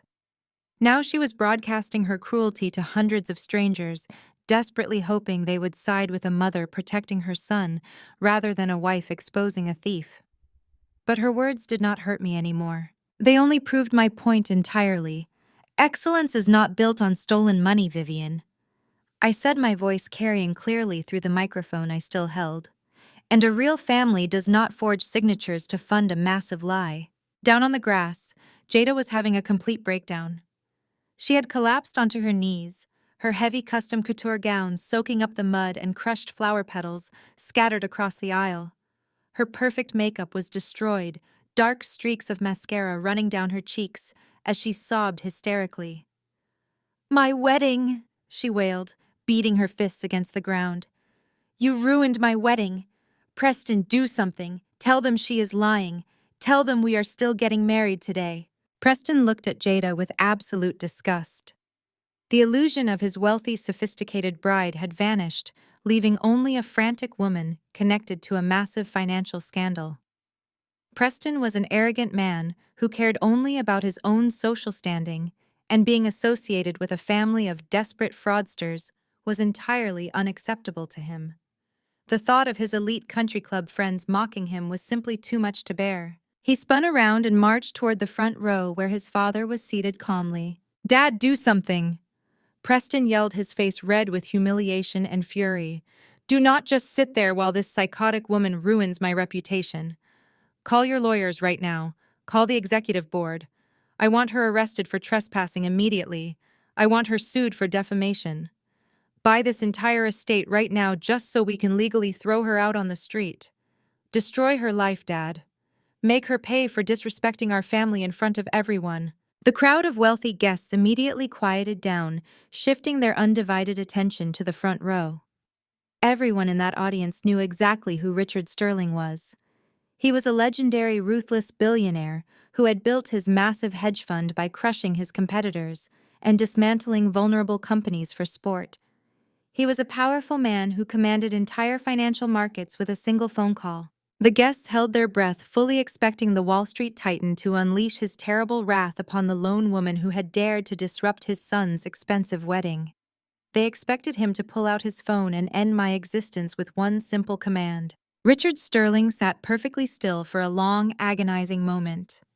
He stared intently at the massive LED screens displaying the bold Obsidian Holdings logo and the unredacted property deed. Then he looked at Marcus, securely pinned to the ground, and finally his sharp eyes locked onto me, standing tall at the altar. Slowly, Richard stood up. The silence on the grand lawn became absolute. He reached up and methodically buttoned his tailored suit jacket, his face completely unreadable and stern. He stepped out from the front row and moved very slowly toward the center aisle. Preston stood aside, a smug smirk on his face, believing his father was about to deliver my execution. Richard did not look at his anxious son. He ignored Jada sobbing uncontrollably on the muddy ground. He walked with heavy, deliberate steps up the wooden stairs of the altar. His heavy leather shoes echoed loudly. He stopped exactly 2 feet directly in front of me. "Dad, what the hell are you doing? She is a nobody." Preston shouted, his voice cracking with a mixture of aristocratic outrage and genuine panic. He stepped toward his father, his white tuxedo jacket looking absurd against his red, flushed face. He reached out to grab his father's arm, entirely convinced that the older man had suffered some sort of sudden mental break. Richard Sterling turned slowly. He did not yell, he did not argue. He simply raised his right hand and delivered a brutal, resounding slap across Preston's face. The sharp crack of skin against skin echoed like a gunshot across the manicured lawn. 500 elite guests gasped in unison. Jada let out a muffled shriek from the muddy ground, but remained frozen in place, terrified by the sudden violence from her future father-in-law. Preston staggered backward, clutching his rapidly reddening cheek. His eyes were wide with absolute shock. He had never been struck in his entire life of privilege. He stared at his father as if a stranger had suddenly possessed the older man's body. "Shut your mouth, you ignorant, entitled child," Richard hissed, his voice vibrating with a quiet, terrifying rage. "You have absolutely no idea who you are speaking to. You stand there in your expensive suit funded by my company and dare to insult the very woman who signs our paychecks." The murmurs in the crowd ceased completely. You could hear the distant crash of the ocean waves hitting the private beach. "What are you talking about?" Preston stammered, spitting a drop of blood onto the grass. "She is an orphan. She grew up in foster care. Marcus said she is just a clerk. She is a ghetto-born liability trying to ruin my wedding." Richard grabbed Preston by the lapels of his pristine white jacket and shook him violently. Marcus is a desperate fraud, and you are a fool for believing a single word that came out of his mouth. Richard shoved his son away and turned to address the audience, his billionaire composure completely shattered by the reality of his financial subordination. 3 years ago, Sterling Vanguard Capital was on the brink of total collapse. Richard announced, his voice carrying a heavy weight of public humiliation. We were overleveraged in commercial real estate. We were drowning in toxic debt. The media called us Wall Street royalty, but our accounts were completely empty. We were 48 hours away from a federal audit that would have sent me to prison and left you, Preston, with absolutely nothing. Vivian, who was still clutching the altar railing, let out a strangled gasp. Her entire social climbing strategy had been built on marrying Jada into old money. Hearing that the old money was a mirage made her physically sway, her expensive heels wobbling on the wooden platform. I begged every bank in the city for a bailout. Richard continued, staring directly at his son. They all turned me down. The only entity willing to absorb our toxic assets and provide the liquidity needed to survive was Obsidian Holdings. They injected $500 million into our firm in cash. In exchange, they took 60% of our voting shares. Richard turned slowly back toward me, bowing his head once more. For 3 years, I have answered to a board of directors acting on behalf of an anonymous founder. I only learned the true identity of the Supreme Executive Officer 2 weeks ago when her private wealth manager contacted me regarding a high-level acquisition. He pointed a shaking finger at me. Naomi is not a nobody, Preston. She is the founder and sole owner of Obsidian Holdings. She owns our debt. She owns our voting rights. The trust fund you use to buy your sports cars and designer watches exists solely because she allows it to exist. She is my boss. And you just threatened to have my security team physically remove her from a property she legally owns. Preston looked like he had been struck by lightning. His arrogant posture dissolved instantly. His knees buckled slightly as the crushing weight of his reality set in. The white knight of high society was nothing more than a dependent living on the grace of the very black woman he had just degraded with classist and racist insults. I stepped forward, my black boots sinking slightly into the soft grass. I looked down at Preston, who was now staring at me with a mixture of terror and absolute disbelief. You told me your family does not associate with liabilities, Preston. I said, my voice smooth and merciless. You said you had a certain standard to maintain. It is fascinating how quickly those standards disappear when your family needs a $500 million bailout from a woman who grew up in the system you so deeply despise. You brag about generational wealth, but your entire lifestyle is subsidized by the charity of an orphan. Preston opened his mouth, but no sound came out. He looked at Jada, who was still sobbing on the ground, then looked at Marcus, who was still pinned beneath Commander Hayes' heavy tactical boot.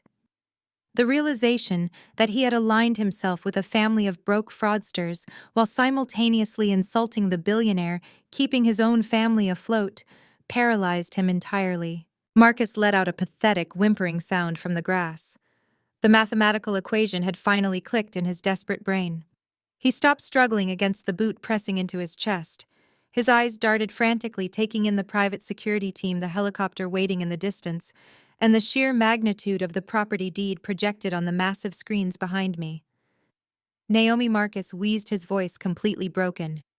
You are Obsidian Holdings. You are the billionaire. I looked down at the man I had called my husband for 3 years, the man who had mocked my unbranded clothes, who had hidden my existence from his friends, who had constantly told me I lacked the inherent excellence his family possessed. I am the paperwork clerk, Marcus. I replied, my tone completely devoid of any warmth or mercy. I just happen to own the paper to your entire life. Vivian let out a long, agonizing wail. She collapsed onto the wooden steps of the altar, ripping her expensive silk dress. Her grand illusion of a royal wedding joining 2 powerful dynasties had spectacularly imploded, leaving her with a son facing absolute ruin and a daughter engaged to a trust fund baby whose allowance I controlled. Preston could not handle the public humiliation. His legs finally gave out completely. He dropped to his knees on the white runner, ruining his pristine suit pants in the mud and crushed orchids. He buried his face in his hands, trembling violently as the 500 elite guests stared at him in absolute pity and disgust.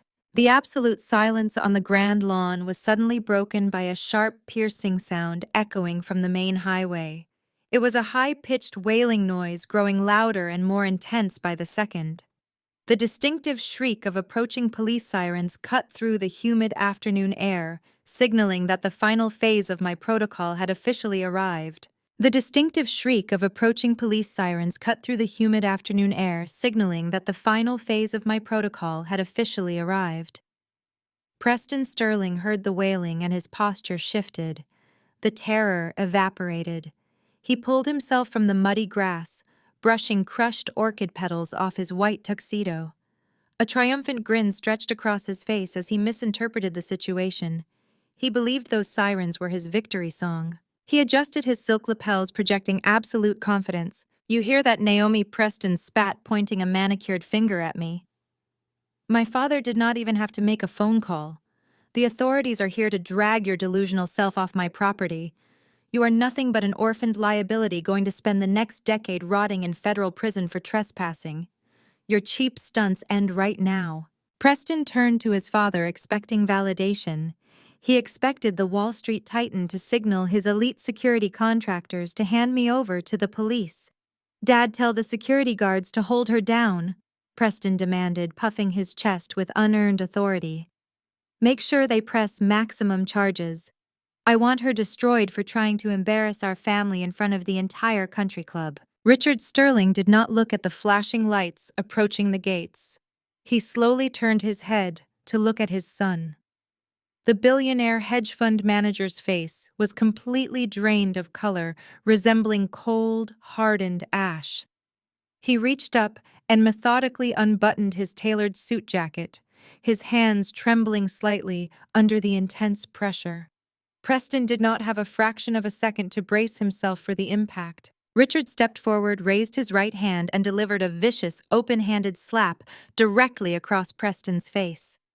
The sharp, violent crack of skin against skin echoed like a gunshot across the manicured lawns. The sheer force of the brutal blow snapped Preston's head violently to the side, sending him stumbling backward into the floral arrangements. Jada let out a muffled shriek from the mud, but remained frozen, terrified by the sudden physical violence exploding from her powerful future father-in-law. Preston clutched his swelling cheek, his icy blue eyes wide with shock. He stared at his father as if a total stranger had possessed the older man's body. "Dad, what the hell are you doing?" Preston stammered, spitting a drop of blood onto the pristine white aisle runner. "She is a nobody." "Shut your mouth, you ignorant, entitled little boy." Richard hissed, his voice vibrating with a quiet, terrifying rage that carried perfectly through the microphone I still held at my side. "You have absolutely no idea who you are speaking to." The silence on the grand lawn became absolute. "What are you talking about?" Preston choked out, his aristocratic drawl broken. "Marcus said she is just a desperate paperwork clerk. She is a street rat trying to ruin my perfect wedding." "Marcus is a desperate fraud, and you are an absolute fool for believing a single word that came out of his pathetic mouth."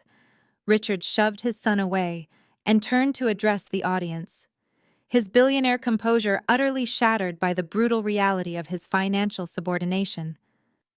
3 years ago, Sterling Vanguard Capital was on the brink of catastrophic collapse. Richard announced, his voice carrying a heavy weight of public humiliation. "We were massively over-leveraged in commercial real estate. We were drowning in billions of dollars of toxic debt. We were 48 hours away from a federal audit that would have sent me to federal prison and left you, Preston, with absolutely nothing. We were completely ruined. I begged every major bank in the city for a bailout." Richard continued, staring directly at his trembling son. "They all turned me down. The only entity willing to absorb our toxic assets and provide cash liquidity was Obsidian Holdings. They injected $500 million into our firm in raw cash." Richard turned slowly back toward me, bowing his head once more in a gesture of complete public submission. "For 3 years, I have answered to a shadow board of directors acting on behalf of an anonymous founder. I only learned the true identity of the Supreme Executive Officer 2 weeks ago when her private wealth manager contacted me regarding a high-level acquisition. He pointed a shaking finger directly at me. Naomi is not a nobody, Preston. She is the founder and sole owner of Obsidian Holdings. She owns our debt. She owns our voting rights. The trust fund you use to buy your exotic sports cars and designer watches exists solely because she allows it to exist. She is my boss, and you just threatened to have my security team physically remove her from an $88 million property she legally owns. You have doomed us all. Preston looked like he had been struck by a high-speed train. His arrogant posture dissolved instantly. His knees buckled under the crushing weight of his reality setting in. He dropped to his knees in the mud, burying his face in his hands in sheer horror. The realization that his entire life depended on the woman he insulted broke his spirit completely. Down on the grass, Marcus let out a pathetic, whimpering sound. The mathematical equation had finally clicked in his desperate brain. He stopped struggling against Commander Hayes' heavy tactical boot. His eyes darted frantically, taking in the private security team, the helicopter waiting in the distance, and the sheer magnitude of the property deed projected on the screens. He looked up at me, his face pale and slick with cold sweat. The clerk he married, the woman he financially abused and mocked for her foster care background, was a self-made billionaire. The harsh sirens wailed infinitely louder in the far distance, permanently sealing their absolute and utterly inescapable fate forever. The realization that his family's generational wealth was completely tethered to my goodwill shattered Preston's fragile ego into a million jagged pieces. The aristocratic mask melted away, revealing the terrified, entitled boy beneath the white tuxedo. He scrambled to his feet, slipping in the mud, and turned his panicked, furious gaze toward his bride.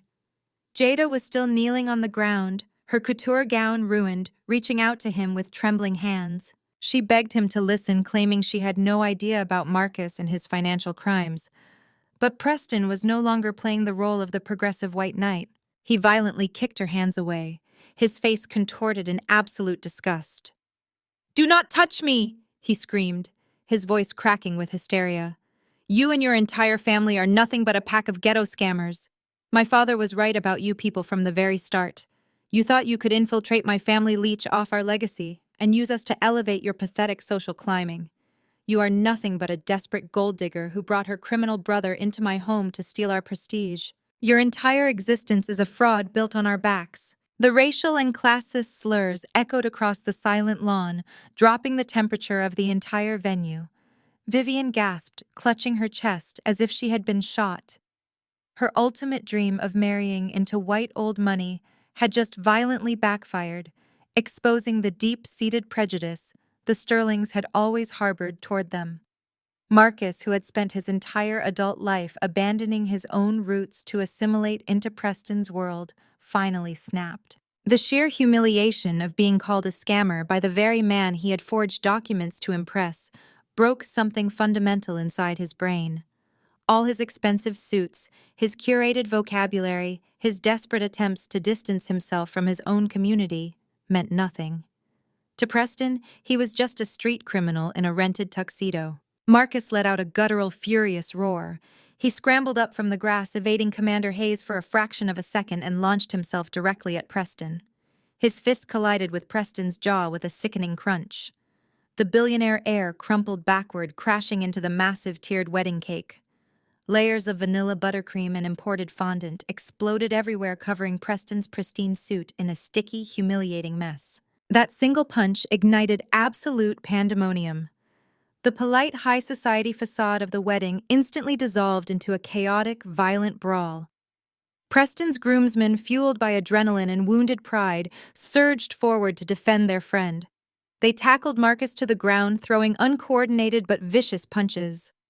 Jada shrieked, launching herself at the groomsmen to protect her brother, her manicured nails scratching at their designer suits. Vivian, abandoning all pretense of Southern hospitality, grabbed a silver champagne bucket from a nearby table and swung it wildly at Preston's mother.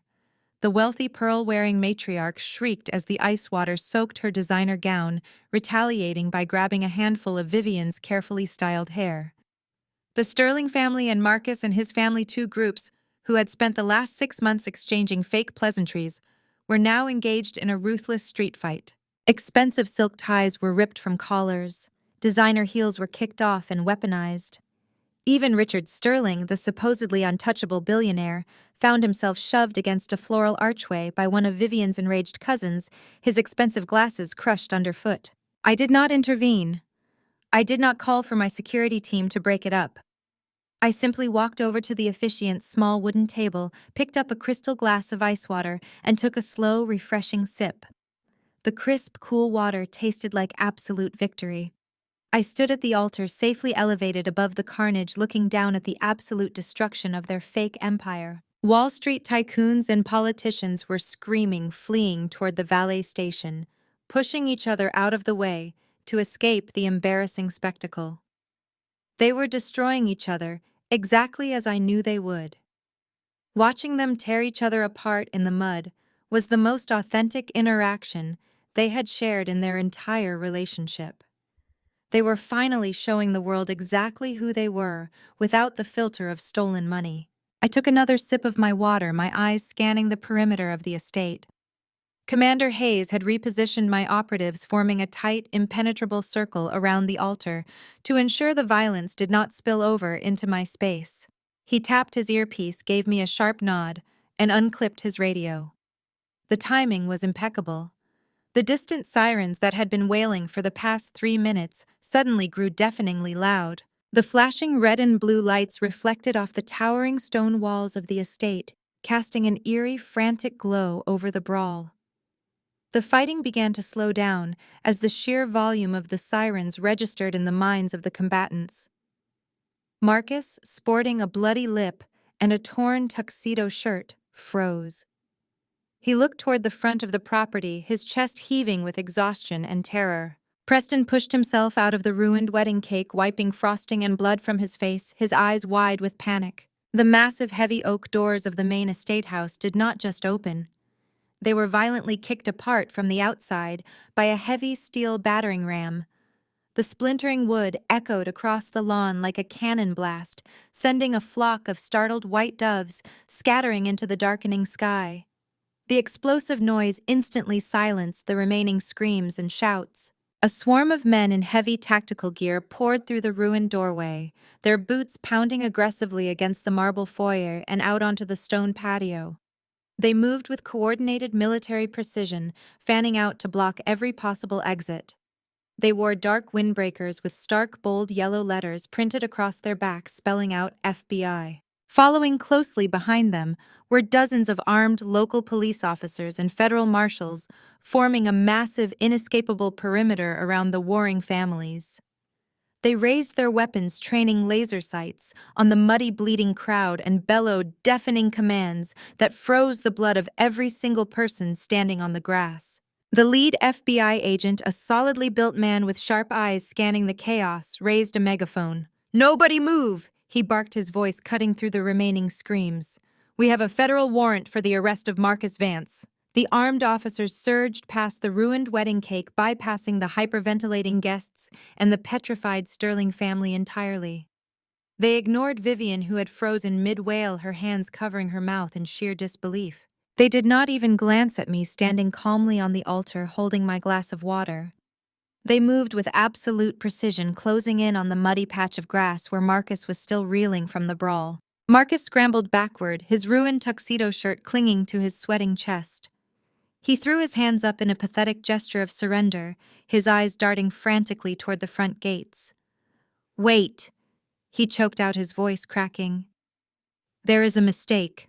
I am an investment banker. I work for Vanguard. I have money. We can sort this out." The agents did not hesitate. Two heavily armored officers grabbed Marcus by the shoulders, hauling him to his feet before violently slamming him face first onto the white floral altar. The impact shattered the delicate wooden structure, sending a shower of imported black and white orchids raining down over his head. The crunch of wood and the sharp snap of metal handcuffs echoed loudly across the silent lawn. Marcus Vance, the lead agent, stated, reading from a digital tablet. You are under arrest for federal wire fraud, felony signature forgery, and money laundering across international jurisdictions. You have the right to remain silent. Anything you say can and will be used against you in a court of law." Vivian let out a guttural, devastating scream. She threw herself toward the officers, her expensive heels sinking into the mud. "You cannot take my son," she shrieked, tearing at the agent's windbreaker. "He is a good man. He is a financial executive. This is all a terrible misunderstanding." She pointed a trembling finger at me. "It is her. That psycho orchestrated this entire thing because she is jealous of our success. Arrest her. She is the one who hacked the screens." The lead agent did not even look at Vivian. He calmly signaled for a local police officer to step forward. "Ma'am, if you interfere with a federal arrest, you will be placed in custody for obstruction of justice. Step back immediately." Vivian froze, her fake aristocratic persona entirely crumbling, leaving behind a terrified, desperate woman. She looked at Richard Sterling, pleading silently for his billionaire influence to save her son, but Richard simply turned his back on her, motioning for his security team to escort him and Preston off the property. The Sterling family was actively severing ties, leaving Marcus to burn. I set my glass down on the wooden podium. I watched the agents secure the handcuffs tightly around Marcus' wrists. When I initiated Protocol Zero from my penthouse hours ago, I had not simply frozen his access to my capital. My wealth management team had compiled a comprehensive digital dossier detailing exactly how Marcus had executed his desperate scheme. We handed the FBI the IP addresses he used to download the fake county seals, the encrypted emails he sent to the Cayman Islands syndicate, and the exact time-stamped surveillance footage of him forging my signature on the $10 million loan application. I did not just cut off his funds. I handed the federal government the rope he had meticulously braided himself. They hauled Marcus upright. His lip was split from the brawl with Preston, and blood trickled down his chin, staining his white collar. He looked absolutely broken, stripped of every ounce of his false superiority. His eyes desperately searched the crowd of fleeing guests, finding only disgust and pity. Finally, his gaze locked onto me, standing safely behind Commander Hayes and my operatives. The panic in his eyes morphed into a raw, pathetic desperation. The arrogant man who had swatted my hands away that morning, calling me an orphaned embarrassment, completely evaporated. He fell to his knees, dragging the agents down slightly with his dead weight. "Naomi," he sobbed, tears cutting clean tracks through the mud and sweat on his face. "Know me, please." He used the pet name he only ever used when he wanted me to cover his expensive bar tabs or buy him designer watches. "Baby, please tell them it is a mistake. You have the money. You can pay off the loan. You can make this go away. We are husband and wife. I only did this because I wanted to make you proud. I wanted to give us the life you deserved." I looked down at him, the man I had supported quietly for 3 years. The man who had stood by while his mother threw my handmade gifts into a fire. The man who had called my existence a liability. "Excellence is not built on stolen money, Marcus," I said, my voice flat and completely devoid of any emotion. "You did not do this for us. You did this because your ego could not handle the fact that you were just a clerk living in your wife's world. And now you are going to pay the ultimate price for your insecurity." I nodded to the lead agent. "Take him off my property." The agents yanked Marcus to his feet, dragging him roughly toward the waiting squad cars. His pleas turned into hysterical screams echoing across the Hamptons estate as he was stuffed into the back of a police cruiser. The heavy metal door slammed shut, sealing his fate. The sirens flared to life once more as the convoy pulled away, leaving a trail of absolute devastation in its wake. Down by the shattered altar, Vivian dropped to her knees, the mud seeping through her expensive silk dress. Her entire world, her son's freedom, her daughter's royal wedding, her fake high society status had been obliterated in less than 20 minutes. She crawled forward, through the crushed orchids, grabbing the hem of my tailored black pants. I stepped smoothly out of Vivian's desperate grasp, pulling the fabric of my tailored black pants free from her muddy fingers. Her face was twisted into a grotesque mask of horror, the kind of absolute devastation that only comes when a person's entire false reality collapses simultaneously. But I was not ready to deal with her yet. The primary architect of my suffering was currently pinned to the ground just a few yards away, and I needed to finish excising him from my life completely. I left Vivian trembling on the ruined wooden platform and walked slowly down the altar steps. Each footfall echoed with a heavy rhythmic finality over the chaotic noise of the federal agents securing the perimeter. The ruined wedding venue looked like a battlefield of shattered egos. Overturned Chiavari chairs, smashed champagne flutes, and crushed black baccarat roses littered the manicured grass. I navigated through the debris with absolute precision. My eyes locked on the man who had spent the last 3 years trying to convince me I was nothing. Marcus was struggling weakly against the grip of 2 heavily armored FBI agents. They had hauled him up to his knees, his hands securely cuffed tightly behind his back. The pristine custom tuxedo he had proudly worn to impress Preston Sterling was now covered in dark, sticky mud and streaks of blood from his earlier brawl. The illusion of the wealthy investment banker was entirely gone. In its place knelt a terrified, broken fraud who was finally facing the legal consequences of his own arrogance. When he saw me approaching, Marcus stopped fighting the agents. His chest heaved violently, his eyes darting frantically across my face, searching for a lifeline. He looked at the tailored black power suit I wore, the unbothered posture I maintained, and the cold authority radiating from my gaze. The cognitive dissonance was breaking his mind in real time. He could not reconcile the obedient, silent wife he had financially abused with the ruthless billionaire who had just orchestrated a federal raid on his fake empire. Naomi, he sobbed, his voice cracking into a high-pitched wail. Naomi, baby, please. You have to stop them. Hearing him use that pet name sent a brief phantom wave of nausea through my stomach. Naomi was the name he used when he needed my credit card to pay for his luxury networking dinners. It was the name he used when he manipulated me into buying him designer watches, claiming he needed to look the part to secure his next promotion. He had weaponized affection to extract my resources, all while mocking my foster care background behind my back. Now he was trying to use that same manipulative affection to avoid federal prison.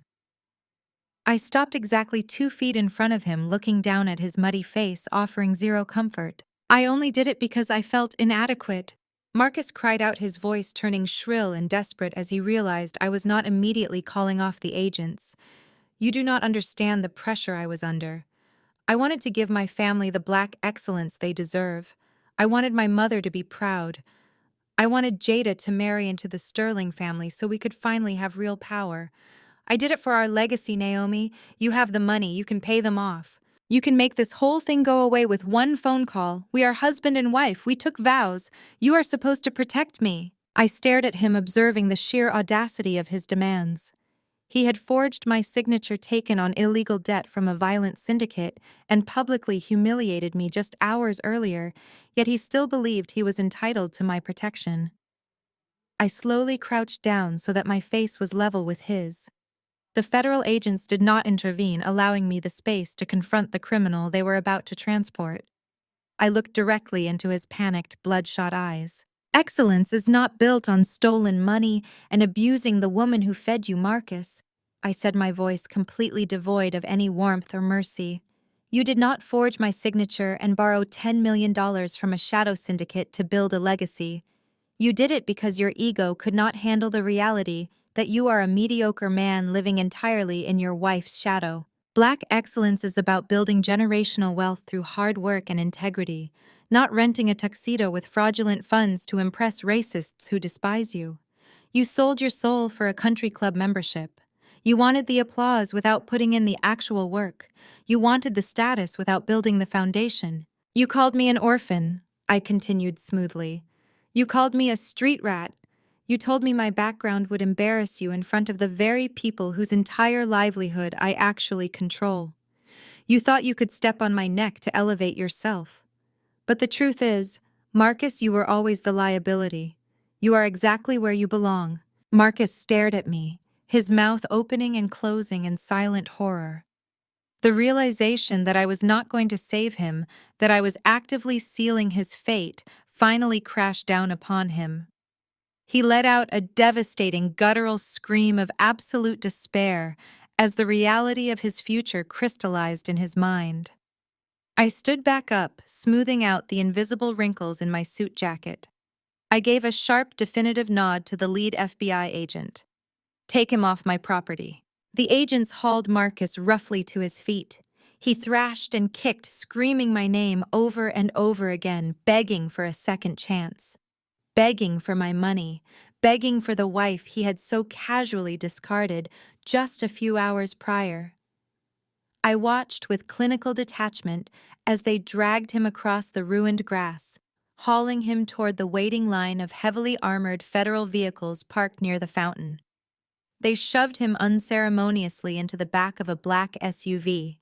The heavy steel door slammed shut, cutting off his frantic screams instantly.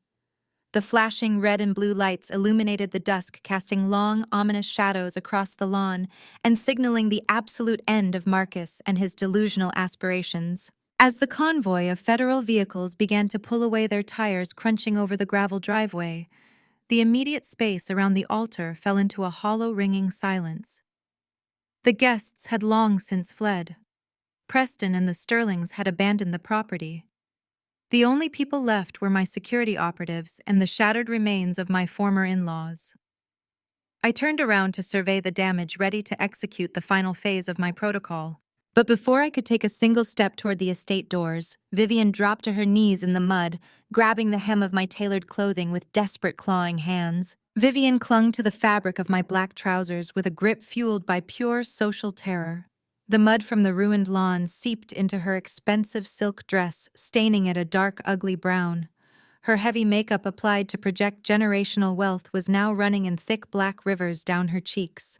The haughty matriarch was gone. In her place knelt a desperate, terrified woman whose entire identity had just been incinerated.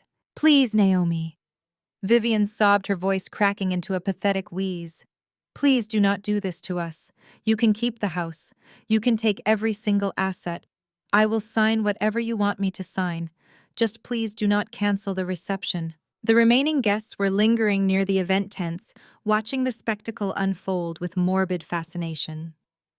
The catering staff and bartenders were frozen at their stations, holding trays of champagne and hors d'oeuvres, unsure of how to proceed after the federal raid. "The food is already prepared," Vivian pleaded, gesturing frantically toward the grand tents. "The flowers are arranged. The caviar is on ice.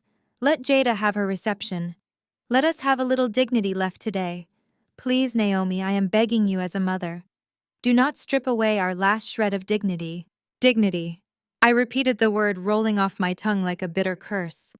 I looked at Jada, who was still sitting in the mud, clutching her ruined couture gown, staring blankly at the space where the police cruisers had just hauled her brother away. Then I looked back down at Vivian. I stepped backward, pulling my leg free from her muddy grasp. "You want to talk to me about dignity, Vivian?" I asked, my voice dropping to a harsh, unforgiving register. "Where was my dignity during my first Thanksgiving at your house? You invited 30 friends over to show off Marcus. When you realized you were one chair short at the main table, you looked me dead in the eye and told me that since I was used to eating institutional food in group homes, I would not mind taking my plate into the kitchen so your real guests could have enough elbow room." Vivian flinched, her eyes darting nervously toward the lingering crowds, as if hoping no one had heard that specific piece of family history. "I was just trying to accommodate the elders, Naomi," she stammered defensively, unable to drop her excuses. "I was trying to maintain a standard." "You were trying to remind me that I was garbage," I corrected her sharply. "You spent every single day of my marriage trying to make me feel small because you were terrified. But the joke is on you, Vivian. Your son married me because he was a financial parasite looking for a host." "But the reception," Vivian wailed, ignoring the truth of my words, entirely focused only on the optics. "The vendors are already paid for. Give us this one night." I looked at her desperate face and let out a cold, sharp laugh. "Who told you the vendors were paid for, Vivian?" Vivian froze, her mouth hanging slightly open. "Marcus said he wired the funds to the wedding planner this morning." "Marcus says a lot of things," I replied smoothly. "But as we established today, Marcus is a pathological liar." I turned away from her kneeling form and signaled to Commander Hayes. He immediately stepped forward, holding a master control tablet linked to the estate's audiovisual network. I tapped the screen, routing my wireless microphone directly into the massive concert-grade PA system that was set up for the reception. The speakers crackled loudly, grabbing the attention of everyone left on the $88 million property. Attention, all event staff, catering personnel, and floral vendors. I announced, my voice booming across the sprawling lawns, echoing off the stone walls of the mansion. This is Naomi Carter, the legal owner of this estate and the chief executive officer of Obsidian Holdings. I am making this announcement for your immediate financial protection. Vivian scrambled to her feet, swaying unsteadily in her muddy heels. Naomi, no, she shrieked, lunging toward me again, but my security operatives smoothly blocked her path, forming an impenetrable wall of Kevlar and muscle. The man who hired you for this event, Marcus Vance, has just been arrested by the FBI for massive wire fraud, I continued clearly into the microphone. Exactly 1 hour ago, my wealth management team initiated a total freeze on every financial account associated with his name. I am officially informing you that the secondary payment installments will not be arriving. His credit cards bounced. You are currently working for free. The announcement hit the pristine white event tents like a shockwave. For a brief second, there was absolute stillness. The bartenders holding bottles of vintage champagne froze. The waitstaff carrying trays of imported beluga caviar stopped in their tracks. The floral designers looked up in unison. I lowered the microphone, keeping my eyes locked on Vivian's horrified face. I did not need to say another word. On cue, the absolute destruction of Jada's luxury wedding reception began. A bartender at the main mahogany bar was the first to react. He slammed a bottle of Dom Perignon back into the ice bucket, untied his black silk apron, and threw it aggressively onto the wet grass. He grabbed his backpack and marched straight toward the service exit. That single action broke the dam. Across the entire estate, hundreds of hired workers simultaneously dropped their professional demeanors. Waiters slammed silver trays down onto the linen-covered tables. The executive chefs in the outdoor catering kitchens began rapidly packing up their expensive knives and shouting at their teams to load the raw ingredients back into the delivery trucks. They were violently ripping down the wedding, packing up the caviar and champagne before Vivian could even process what was happening. The sheer velocity of the dismantling was breathtaking to witness. Highly paid professionals who had spent 3 days meticulously constructing this counterfeit royal wonderland were now destroying it with ruthless efficiency. Jada was still sitting on the damp grass, her custom couture gown stained with dirt and crushed petals. She watched in absolute horror as 2 burly men from the rental company approached the front row of seating. They did not hesitate. One of them grabbed the back of the gilded chair Jada had been using to prop herself up. He yanked it backward, roughly pulling the imported silk cover straight out from beneath her grip. Jada let out a piercing shriek, tumbling sideways back into the mud. "You cannot take those," she wailed, thrashing her arms. "My brother paid for those. Put them back." "Your brother paid for absolutely nothing, Jada," I said, my voice projecting clearly over the sounds of clanking metal and shattering glass. "He stole from a criminal syndicate, and now he is sitting in the back of a federal vehicle. These vendors are simply reclaiming their stolen property." I watched Jada scramble to her feet, her ruined dress weighing her down. This was the same woman who had laughed in my face at Thanksgiving when I drove up in my reliable 5-year-old sedan. She had stood on the porch of her leased apartment, holding a designer bag she could barely afford on credit, and told me I lacked the ambition required to represent Black excellence. She said I was content being mediocre.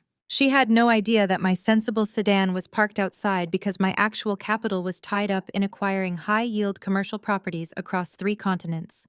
She valued the illusion of wealth. I valued the absolute permanence of it. Vivian pushed herself off the ruined wooden platform, her breath coming in short, panicked gasps. She looked around at the collapsing event tents and the caterers dumping buckets of beluga caviar into heavy plastic garbage bags. The reality of her social annihilation was setting in, but her materialistic greed refused to die quietly. She stumbled toward me, her eyes wide and pleading. "Fine," Vivian choked out, her hands trembling. "Let them take the food. Let them take the flowers and the chairs. We do not need a reception. But the house, Naomi. You have to let us keep the house. I stared at her, genuinely fascinated by the sheer depth of her delusion. Keep the house? I repeated, tilting my head slightly. Vivian, you just watched your son get arrested for a $10 million wire fraud. You just watched your prospective billionaire in-laws run for the hills. And your primary concern is whether you still get to live in an $88 million mansion. It is our family estate now. Vivian insisted, her voice taking on a desperate, demanding edge. You bought it. You are legally married to my son. What belongs to you belongs to this family. You owe us this much after ruining Jada's special day. We can move past all of this if you just hand over the keys and let us salvage some scrap of dignity. I let out a sharp, humorless laugh that cut through the humid afternoon air. The arrogance required to demand the keys to my empire after treating me like human garbage for 3 years was truly staggering. You fundamentally misunderstand how real wealth operates, Vivian, I said, stepping closer to her, forcing her to look directly into my eyes. I did not buy this property to live in it. I did not buy it to host your fake high society dinners or to give you a backdrop for your fraudulent social media posts. I am the chief executive officer of a global private equity fund. This house is not a home, it is a high-yield investment asset. Vivian blinked, her face twisting in confusion. What are you talking about? I am talking about the fact that you are currently standing on a commercial rental property. I stated, my words dropping like anvils. And you have severely overstayed your welcome. You and Jada have exactly 5 minutes to vacate my property. Jada let out a strangled gasp, clutching her chest. You cannot kick us out. We have nowhere to go. My apartment lease ended yesterday because Marcus promised I could move into the guest wing here after the honeymoon. That sounds like a personal logistical failure, Jada, I replied smoothly, without an ounce of sympathy. Because my cleaning crews are currently waiting at the service entrance. They need to come in and deep clean the marble floors you just ruined with your muddy shoes. They need to scrub every inch of this property to sanitize the premises of your stench before the actual tenants arrive. Tenants? Vivian breathed out the word, her eyes wide with shock. Yes, tenants. I smiled, a cold, calculated expression that finally shattered the last remaining fragment of their entitlement. The Saudi royal family has rented this entire estate for the summer season. They are paying $2 million a month for the privilege of extreme privacy. Their advanced security team lands at JFK Airport in exactly 2 hours. If they find 2 broke, desperate trespassers wandering their rented lawns, my private security team will not be the ones handling you. Vivian's mouth opened and closed silently. The final devastating blow had landed. She had spent her entire life chasing proximity to wealth, pretending she belonged among the global elite. Now she was being unceremoniously evicted to make way for actual royalty. The contrast was brutal and absolute. She looked around the estate, her eyes tracking the massive stone columns and the sweeping balconies, realizing she would never set foot inside the mansion she had bragged about to all her country club friends. I turned to Commander Hayes, who had been standing silently by my side, observing the entire exchange. Commander, I said, my voice crisp and commanding. Initiate the eviction protocol. Hayes gave a sharp nod. He raised his hand, signaling the perimeter team. Immediately, 6 heavily armed private military contractors stepped forward from the shadows of the manicured hedges. They wore unmarked tactical gear, their faces obscured by dark sunglasses and heavy communication headsets. They moved with terrifying synchronized precision, forming a solid wall of intimidation behind Vivian and Jada. Hayes took a deliberate step toward the 2 women. He unclipped a heavy digital stopwatch from his utility belt and held it up. The bright red numbers on the screen read exactly 5 minutes. He pressed the button on the side of the device. A loud electronic beep echoed across the grass, followed by the steady, terrifying rhythm of the countdown timer ticking away their final seconds of dignity. You have exactly 4 minutes and 59 seconds to reach the main gates. Hayes barked, his voice booming with lethal authority. If you are still on this property when this timer hits 0, you will be treated as hostile intruders and physically removed by any means necessary.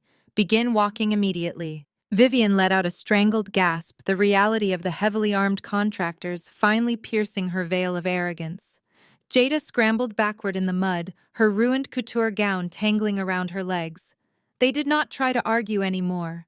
The sheer terror of the countdown timer ticking away their remaining dignity propelled them into motion. Vivian grabbed her daughter's arm, yanking her upright, with a frantic desperation that completely shattered her polished matriarchal facade. They began to walk. Then, as Commander Hayes shouted the 4-minute mark, they began to run. The mile-long driveway of the Hamptons estate was paved with crushed white gravel. It was a beautiful aesthetic choice for luxury vehicles, but it was an absolute nightmare for a woman wearing 6-inch designer heels and a bride dragging 50 pounds of wet, muddy tulle. Jada tripped over her own hem, tearing the delicate imported lace she had bragged about for months. The heavy fabric soaked up the dirty water from the ruined lawns, acting like an anchor pulling her backward. Vivian was not faring any better. She kicked off her expensive shoes midway down the path, unable to run in them, choosing instead to sprint barefoot across the sharp, jagged gravel. The remaining guests, the Wall Street tycoons and local politicians, who had not yet managed to flee the property, were lined up along the edges of the driveway. They were not offering help or sympathy. They had their smartphones out. The flashing lenses of dozens of cameras recorded every agonizing second of their humiliating retreat. These were the very people Vivian had desperately tried to impress with her fake wealth. Now they were documenting her complete social annihilation. I watched from the balcony of the estate, zooming in on the security cameras, as the live feed broadcast their pathetic sprint. Jada sobbed loudly, her perfect makeup completely washed away, leaving dark, streaky stains down her neck. Vivian kept her head down, trying to hide her face from the recording devices, but the damage was irreversible. Their reputation was permanently incinerated. Hayes called out the final 30 seconds over the estate loudspeaker system. The massive iron gates loomed ahead of them. Vivian and Jada threw themselves through the opening just as the heavy metal doors began to swing shut, automatically locking them out of the $88 million paradise they had falsely claimed as their own. They collapsed onto the grassy shoulder of the public highway, gasping for air, their feet bleeding and their clothes completely ruined. They barely had a moment to catch their breath before a sleek black Mercedes-Benz pulled off the highway and stopped directly in front of them. The tinted rear window rolled down. The back door opened, and a tall, sharp-featured man stepped out onto the pavement. He wore an immaculate tailored suit and carried a slim leather briefcase. It was Mr. Caldwell, my lead corporate attorney. He approached Vivian with the cold, clinical precision of a predator closing in on its prey. Vivian scrambled backward on the grass, assuming he was another security contractor sent to torture them. Caldwell simply reached into his briefcase and pulled out a thick legal document. "Vivian Vance," he said, his voice completely devoid of emotion. "You are being officially served." He dropped the heavy stack of papers directly onto her lap. "This is a permanent restraining order filed on behalf of Naomi Carter and Obsidian Holdings. You are legally forbidden from coming within 500 feet of my client, her properties, her businesses, or her personnel. If you attempt to contact her by phone, email, or third-party proxy, you will be immediately arrested for violating a federal injunction." Vivian stared at the document, too exhausted and terrified to even formulate a response. Caldwell then turned his attention to Jada, who was weeping loudly into the mud-stained layers of her wedding dress. He reached into his briefcase one final time and pulled out a thick manila envelope. He tossed it casually onto the gravel right next to Jada's ruined hands. "And this," Caldwell continued, adjusting his cuffs, "is for your brother. Since he is currently being processed at a federal holding facility, my client instructed me to leave this with his next of kin. Inside that envelope are the fully executed divorce papers. My client has already signed them. The filings clearly delineate that all marital assets belong exclusively to Obsidian Holdings, as proven by your brother's own forged documents. Furthermore, the paperwork legally binds Marcus to the $10 million in violent debt he acquired entirely on his own. Because he secured those funds through fraudulent representation, that debt cannot be discharged in bankruptcy court. He leaves this marriage with absolutely nothing but the clothes on his back, and a mountain of illegal financial liabilities. I highly suggest you deliver that to his public defender. Caldwell did not wait for a reply. He turned around, got back into the black Mercedes, and the driver smoothly pulled away, leaving them in a cloud of exhaust fumes. Vivian and Jada were completely alone, stranded on the side of a busy highway in the Hamptons. The sun was beginning to set, casting long, cold shadows over the road. Vivian, shaking uncontrollably, reached into her ruined designer handbag and pulled out her smartphone. She opened her rideshare app, her fingers trembling as she typed in the destination for her leased apartment back in the city. She selected the most expensive luxury SUV option available, still clinging to the desperate delusion that she could ride home in style. She pressed confirm and waited for the driver to be assigned. A bright red notification instantly popped up on her screen. Payment declined. Please update your billing method. Vivian gasped, her eyes widening in horror. She pulled a different credit card from her wallet and updated the app. Payment declined. She tried a third card. Declined. She frantically opened her banking app, praying there was a glitch. The screen loaded, displaying a stark zero balance. A secondary message flashed across the top, indicating the account had been frozen due to suspected fraudulent activity. She suddenly remembered my announcement over the loudspeaker. Every single credit card she possessed, every bank account she used, was directly tied to Marcus. And Marcus was entirely dependent on my capital. When I initiated Protocol Zero, I did not just cut off my husband. I severed the entire financial lifeline sustaining his greedy, deeply entitled family. Jada looked over her mother's shoulder, reading the declined notification. A fresh wave of absolute despair washed over the ruined bride.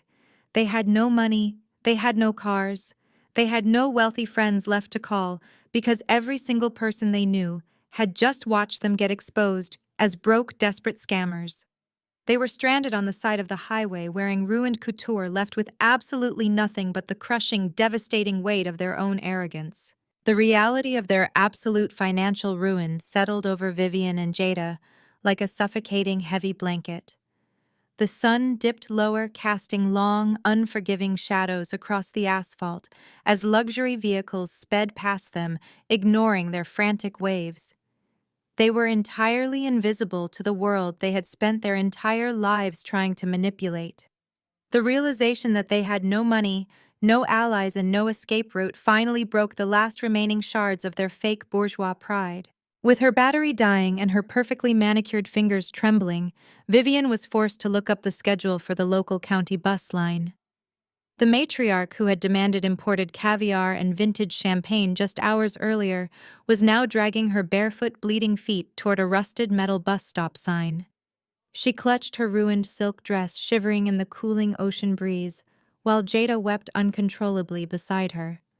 They had tried to bury me in the dirt, entirely unaware that I was the one who owned the shovel. Miles away, the $88 million estate was undergoing a rapid and flawless transformation. The chaotic debris of the ruined wedding was completely eradicated. The shattered ice sculptures were melted away. The crushed black and white orchids were swept up and discarded into heavy industrial dumpsters. A fleet of professional cleaning crews moved with silent, militant efficiency, scrubbing the marble floors and power washing the expansive stone patios. The toxic energy that Marcus and his family had brought onto my property was being methodically sanitized, erasing their existence from the grounds completely. The manicured lawns were pristine once again. The sprawling gardens were restored to their natural, immaculate beauty. The estate was breathing again, free from the suffocating weight of their fraudulent excellence. I stood alone on the sweeping master balcony of the main house, overlooking the vast expanse of the Atlantic Ocean. I reached down and unzipped my tailored black boots, stepping out of them and leaving them by the heavy glass doors. I walked barefoot across the cool, smooth stone of the balcony. The physical sensation grounded me. It reminded me that this was real. This was my stone. This was my estate. This was my empire. I had spent 3 years suffocating my own power to appease a man who despised my origins. I had shrunk myself. I had silenced myself. I had erased myself. I did it because the foster care system taught me that survival meant being small, Survival meant being invisible. Survival meant never taking up too much space. But I was done surviving. I was finally breathing. I was finally reclaiming every single inch of the space they had tried to steal from me. The psychological warfare they waged against my mind was completely over. The absolute final victory was entirely mine. The heavy oak doors of the master's suite clicked open behind me. Soft, measured footsteps crossed the plush carpet and approached the balcony. It was David, my chief wealth manager, holding a silver tray with a single crystal flute of rare vintage champagne. He stepped out into the evening air, his expression carrying the quiet satisfaction of a flawlessly executed corporate takeover. "Good evening, Miss Naomi," he said, his voice steady and respectful. "I have the final status reports you requested." I took the crystal flute from the silver tray, the cool glass contrasting with the warm evening air. "Proceed, David," I commanded, keeping my eyes fixed on the horizon. Marcus Vance was processed at the federal holding facility, David reported, reading from a secure digital tablet. His public defender requested bail, but the federal judge denied it immediately, citing extreme flight risk and the severe nature of the international wire fraud. He will remain in federal custody until his trial. "Excellent," I murmured, taking a slow, deliberate sip of the champagne. "And the Sterling family. Richard Sterling has been calling my direct executive line every 15 minutes for the past hour." David continued, a faint smile touching the corners of his mouth. "He is begging for a personal meeting with you. He is offering to publicly disown Preston and restructure the Vanguard voting shares entirely in your favor if you agree not to liquidate his remaining assets." "Let him sweat until Monday," I replied. "Let him understand what it feels like to be completely powerless." "What about my former mother-in-law?" "Our security contractors monitored their departure," David answered. Vivian and Jada Vance were last seen boarding a public transit bus heading toward the city limits. They lacked the funds for the exact fare and were subjected to a rather loud public argument with the bus driver before taking their seats in the back. "That is all, David?" I said softly. "You are dismissed." David bowed slightly and retreated, leaving me alone with the rhythmic sound of the crashing waves. The sun finally touched the edge of the water, bleeding brilliant shades of gold and deep violet across the sky. I raised my crystal flute, holding it up against the fading light. I looked into the golden liquid and saw the reflection of the little girl I used to be. The girl who carried all her belongings in a black trash bag. The girl who was told she would never amount to anything. The girl who cried herself to sleep in cold, empty rooms. I raised the glass to her. I honored her pain. I honored her resilience. I honored the fire they tried so desperately to extinguish. The ultimate sweet revenge was not just the utter destruction of my enemies. It was not the federal raid or the canceled credit cards. The ultimate revenge was this absolute, untouchable peace. The quiet certainty that no one would ever have the power to make me feel small again. I took one final sip of the champagne as the last sliver of the sun disappeared behind the dark ocean. I was an embarrassment.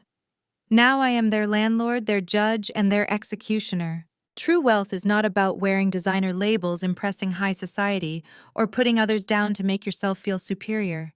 Real power comes from quiet resilience, doing the hard work in the shadows, and knowing your own worth when everyone else doubts you. Naomi proved that when you build your foundation on integrity and self-reliance, no toxic family member can ever tear it down. Never let anyone convince you that your past dictates your future. If this story inspired you to stand up to toxic people, hit that like button, subscribe, and share your own triumphs in the comments below.